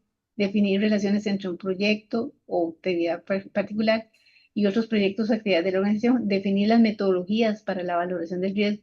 Definir los criterios de riesgo, definir la manera en la que se evalúa el desempeño de la gestión de riesgos, identificar y especificar las decisiones y las acciones que se deben de emprender e identificar los estudios que son necesarios para elaborar del alcance y el marco de referencia y la extensión de objetivos y recursos necesarios para tales estudios. Entonces vean que la gestión de riesgos es muy amplia, tiene muchos componentes que la norma referencia o recomienda que establezca y que conozca la organización. Entonces, sí es cierto, esta no es una norma que se certifica, sí tiene una serie de estructuras, de lineamientos que son recomendables para las empresas, en todo tipo de empresas. Luego, criterios de riesgo que involucran decisiones sobre la naturaleza y los tipos de consecuencias que van a incluir, cómo se van a medir, la manera en la que se van a expresar las probabilidades, la manera en la que se determina el nivel de un riesgo, los criterios frente a los cuales se decidirá cuándo un riesgo necesita tratamiento, los criterios para decir cuándo un riesgo es aceptable o tolerable y si se van a tomar en consideración combinaciones de riesgo y cómo se van a considerar. Entonces vean que hay una estructura bastante detallada. La comunicación y consulta y documentación. La comunicación y consulta, el desarrollo de un plan de comunicación, la definición correcta del contexto, garantizar que se entiendan y se tomen en consideración los intereses de las partes involucradas, la unión de diversas áreas de experticia para identificar y analizar el riesgo, garantizar que se consideren adecuadamente los diversos puntos de vista de la evaluación del riesgo, garantizar que los riesgos se identifiquen correctamente y asegurar la aprobación y el soporte para el plan de tratamiento, o sea, la comunicación y el involucramiento de todos en las partes que le competen para que se sienta compromiso y relación con la gestión de los riesgos. Por eso es que es tan importante ese proceso de comunicación y consulta. Y la documentación, hay que documentar los objetivos y el alcance, describir las partes del sistema y cuál es su función. El contexto externo, el interno de la organización, hay que documentarlo, tenerlo en un documento expreso. El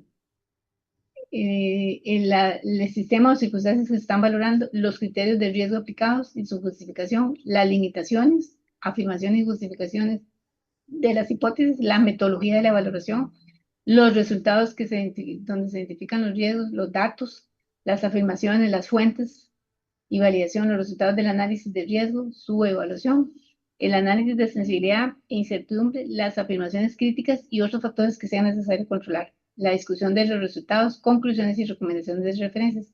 Todo eso tiene que estar documentado, tiene que estar en informes, en procedimientos, en instructivos, en lineamientos, en políticas, o sea, todo tiene que estar bien documentado para efectos de que podamos llevar una secuencia de lo que estamos haciendo dentro de la estructura de la gestión de los riesgos, porque lo que hoy necesariamente podría ser un riesgo de mayor cuantía, podría ser que mañana no lo sea tanto y entonces tenemos que trabajar en el involucramiento, no solamente de la alta dirección, que es el responsable de tomar decisiones, sino de toda la organización como un todo, Por supuesto que hay algunos involucrados que tienen mayor participación que otros, pero sí es importante que todo quede claramente definido, documentado, escrito y definido. Y, como les dije antes, el proceso, ¿verdad?, tiene una estructura en la gestión. El establecimiento del contexto, ¿verdad? En el contexto estratégico, organizacional, criterio de desarrollo, definir la estructura. En la identificación de riesgos, preguntar qué pasa, qué puede suceder, cómo es que puede suceder, qué pasa si. Yo siempre les digo, en el tema de los riesgos, preguntas en qué pasa si, y ahí estoy identificando riesgos, qué pasa si no logro tal ejecutivo, no logro tal actividad, tal tarea, tal proyecto, tal gestión. Y con eso podemos identificar los riesgos que nos pueden limitar a lograr el objetivo, analizarlos, determinar los controles existentes, si los hay, determinar la probabilidad de que no se logre, determinar las consecuencias y calcular el nivel de riesgos, evaluar los riesgos, comparar contra criterios, ojalá de expertos o de empresas que tengan la misma actividad para poder tener puntos de referencia, y priorizar el riesgo, porque la criticidad de los riesgos son los que hacen que definamos cómo ésta se define. Y tratar los riesgos, identificar opciones de tratamiento, evaluar opciones, seleccionarlas y tratar de implementar los planes. Con esto podemos tener, digamos, un proceso bien estructurado, bien definido. Por supuesto, lo que tenemos lateralmente, comunicar y consultar y monitorear y revisar, que son los procesos. Pero vean que en el proceso era el establecimiento del contexto, la identificación de los riesgos, analizarlos, evaluarlos y tratarlos. Ese es el proceso que establece la norma en la gestión de los riesgos según la norma ISO 31000. En el tema de la identificación, reconocer cuáles son los principales riesgos a los que está expuesta la organización, plantear otros secundarios que podrían también generar criterios de desajustes dentro de la empresa y objetivos propuestos. Una vez que están establecidos, cada una de las áreas encargadas los asumirá como propios para que de esta manera puedan ejecutar un plan que se llevará a cabo. Cada área definirá un responsable y estos se reunirán para empezar a identificar riesgos, porque aquí lo que se define, digamos, es como eh, líderes de opinión en el tema de los riesgos, que a veces hay algunos que tienen, digamos, una amplitud grande para ver cuáles podrían ser los riesgos que pueden afectar a la empresa. Entonces, el proceso. Se recomienda hacer las siguientes preguntas para tener mayor impacto en la etapa. ¿Cuál área se puede ver afectada por el riesgo? ¿De qué forma lo afecta? ¿Qué consecuencias trae el área y la organización en general? ¿Cuál es la probabilidad de que se dé? ¿Qué consecuencias traerá? ¿Es posible su prevención? ¿Qué estrategias debe poner en marcha? Por ejemplo, son temas. Y el análisis de riesgo nos lleva a definirlos, una vez que están definidos, a definir una escala en cuanto al impacto. Si es significativo, alto, moderado o bajo. Y crear con ello un mapa de riesgos que servirá como guía para priorizar cuáles son los riesgos. Es lo que les hablaba del mapa de calor, en la cual si los ubico aquí en verde, en amarillo, en anaranjado, en rojo. Con esto puede, digamos, estos mapas de calor definen una probabilidad y una importancia o una, digamos, una relevancia. Y estos nombres que están acá pueden variar dependiendo de la estructura que se manejen, pero generalmente lo que permite estos mapas de calor es gestionar y saber dónde están y qué planes de acción tengo que establecer para gestionar que esos riesgos no se me lleguen a materializar. La consulta, comunicación consulta, busca recopilar información a través de diferentes medios con el fin de conocer lo que cada una de las áreas han encontrado durante el proceso de implementación. Y el análisis crítico se puede definir como la evaluación del plan de gestión de riesgos que se está poniendo en marcha. O sea, porque una vez que yo ya he definido este plan, este mapa de calor y definí dónde tengo los riesgos acá, ¿verdad? En cada uno de los componentes, entonces voy a definir un plan de acción, un plan de gestión de riesgos que tengo que poner en marcha. La idea de esto es resaltar las cosas positivas que ha traído la gestión y mejorar los criterios aspecto que no están siendo tan efectivos para corregir y poder realmente lograr que los riesgos que tengo colocados en la parte roja o anaranjada se conviertan en riesgos de menor impacto, ¿verdad? De menor probabilidad y de menor importancia, para que con esto podamos tener una gestión adecuada de los riesgos. Y el tratamiento de los riesgos, ¿verdad? Tiene, digamos, esas facetas: preparar e implementar los planes, acciones propuestas, recursos, responsabilidades, cronograma, medidas de desempeño, requisitos de presentación del informe. Hay que valorar las opciones para tratar los riesgos, porque también hay un tema acá. No se trata de definir planes para mitigar riesgos. Puede ser que el plan es más caro que el riesgo en sí mismo, entonces yo tengo que analizar costo-beneficio. ¿Qué me es más barato? ¿El plan o el riesgo? Si el plan es más caro que el riesgo, mejor me espero que el riesgo se materialice. A lo mejor el riesgo nunca se materializa. Entonces ahí hay que hacer un análisis de costo-beneficio en la valoración de las opciones para resolver los riesgos. Identificar las opciones de riesgos con resultados positivos, ¿verdad? Comprensión de la causa, planificación de las contingencias, compartir el riesgo, contratar o seguros. Si tengo que trasladarlo, si tengo que compartirlo, si tengo que gestionarlo de otra forma que no sea necesariamente al interno de la empresa.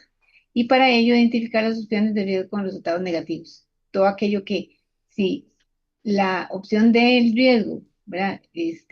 Me es positivo, cuáles son los beneficios que me va a lograr, y si es negativo, cuál es la acción que tengo que gestionar, si es alguna contratación, si es algún traslado, si es alguna mitigación 100%, o sea, no hacerlo para evitar que el riesgo materializado me impacte en los resultados. El monitoreo. Es importante tener revisiones periódicas que harán saber y entender si los planes de acción que se han implementado en cada uno de los riesgos son los correctos. Esto ayuda a entender si la tarea se está haciendo bien, trayendo resultados positivos, o por el contrario, debe mejorar, en algunos casos cambiar. Para gestionar riesgos es un proceso dinámico y de retroalimentar, es decir, la unidad, el departamento responsable de los riesgos, de gestionar los riesgos, junto con las áreas de primera línea de defensa, tienen que estar haciendo una retrospectiva para ver si los planes de acción realmente están funcionando, si los riesgos no se están volviendo a repetir o no se están materializando, si son muy sencillos, qué es lo que está pasando para que eso no se vuelva a dar. Y puede estar presentando cambios y ajustes periódicamente. Entonces, podemos decir así, que el riesgo de la posibilidad de que ocurra un incidente que impacte negativamente algún área de la compañía o cumplimiento de los objetivos.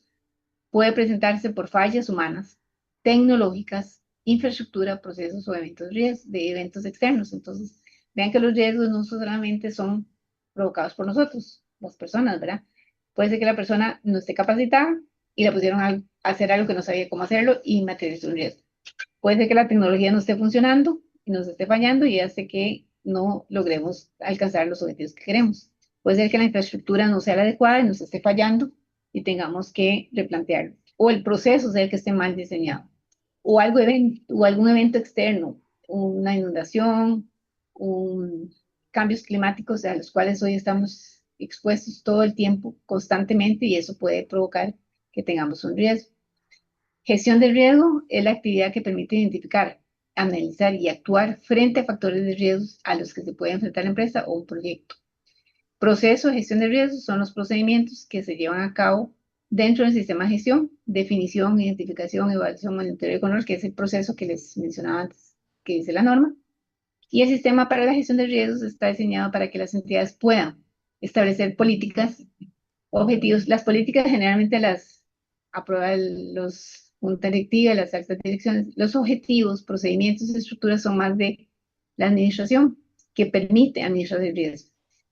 El sistema debe estar alineado con los planes estratégicos de la organización, o sea, no puede haber un desalineamiento. Tenemos un plan estratégico y ese plan estratégico debe definir cuál es la administración de los riesgos que responden a esos objetivos estratégicos, porque las organizaciones se mueven en función de los planes estratégicos. Si los planes estratégicos no están claramente definidos, los objetivos, las acciones, actividades y tareas que ejerce la administración para lograr esos objetivos se desalinean y pierden el norte. Entonces, tenemos a una empresa que no sabe para dónde ir. Está totalmente perdida y por lo cual la posibilidad de que la materialización de los riesgos sea muy alta, que sea más alta, es, digamos, es latente. Entonces, la administración de los riesgos siempre tiene que estar alineadas con los planes estratégicos de las empresas para que realmente sean efectivas, lógicas y contundentes en la gestión de los riesgos. Entonces, eso era lo que quería explicarles un poquito de la guía que plantea, en resumen, porque es un documento bastante amplio lo que dice esta norma ISO 31000, pero que recomienda a las empresas la utilización de esa guía de la norma ISO 32000 para una adecuada gestión de los riesgos, porque ven ustedes que tiene una serie de elementos, pero lo fundamental y principal es que tiene principios que genera una serie de directrices que benefician a las empresas, tiene un marco de gestión y un proceso, ¿verdad? Y los procesos siempre tienen que estar alineados. Si ustedes revisan las otras metodologías que hay, como COS, OR, ERM y las demás, la australiana y demás, todas son muy parecidas.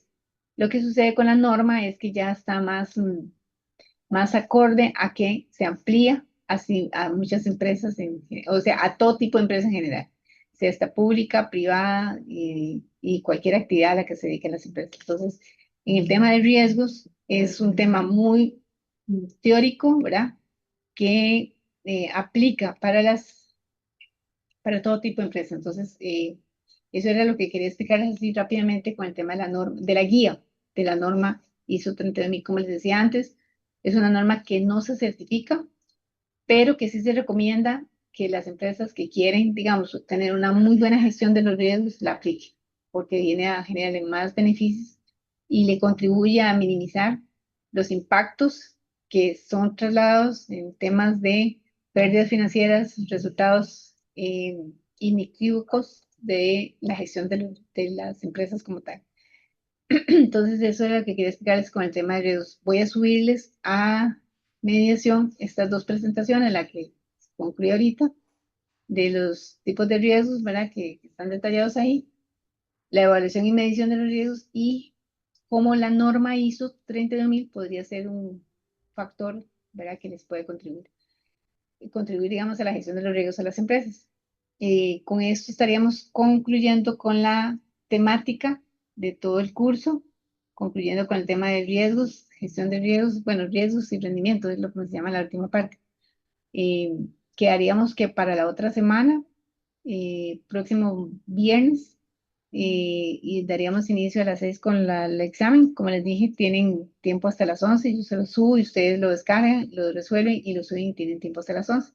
Así que no sé si tienen alguna consulta, les estaría devolviendo ese poquito tiempo más el receso que no tuvimos. ¿De acuerdo? Si no tienen más, les deseo una muy buena noche, que descansen bastante y nos vemos la próxima semana para el inicio del examen a las 6 y ustedes se desconectan y se dedican a trabajar con el examen. Entonces nos está. Buenas Muchas noches. gracias, profe. Buenas noches. Gracias.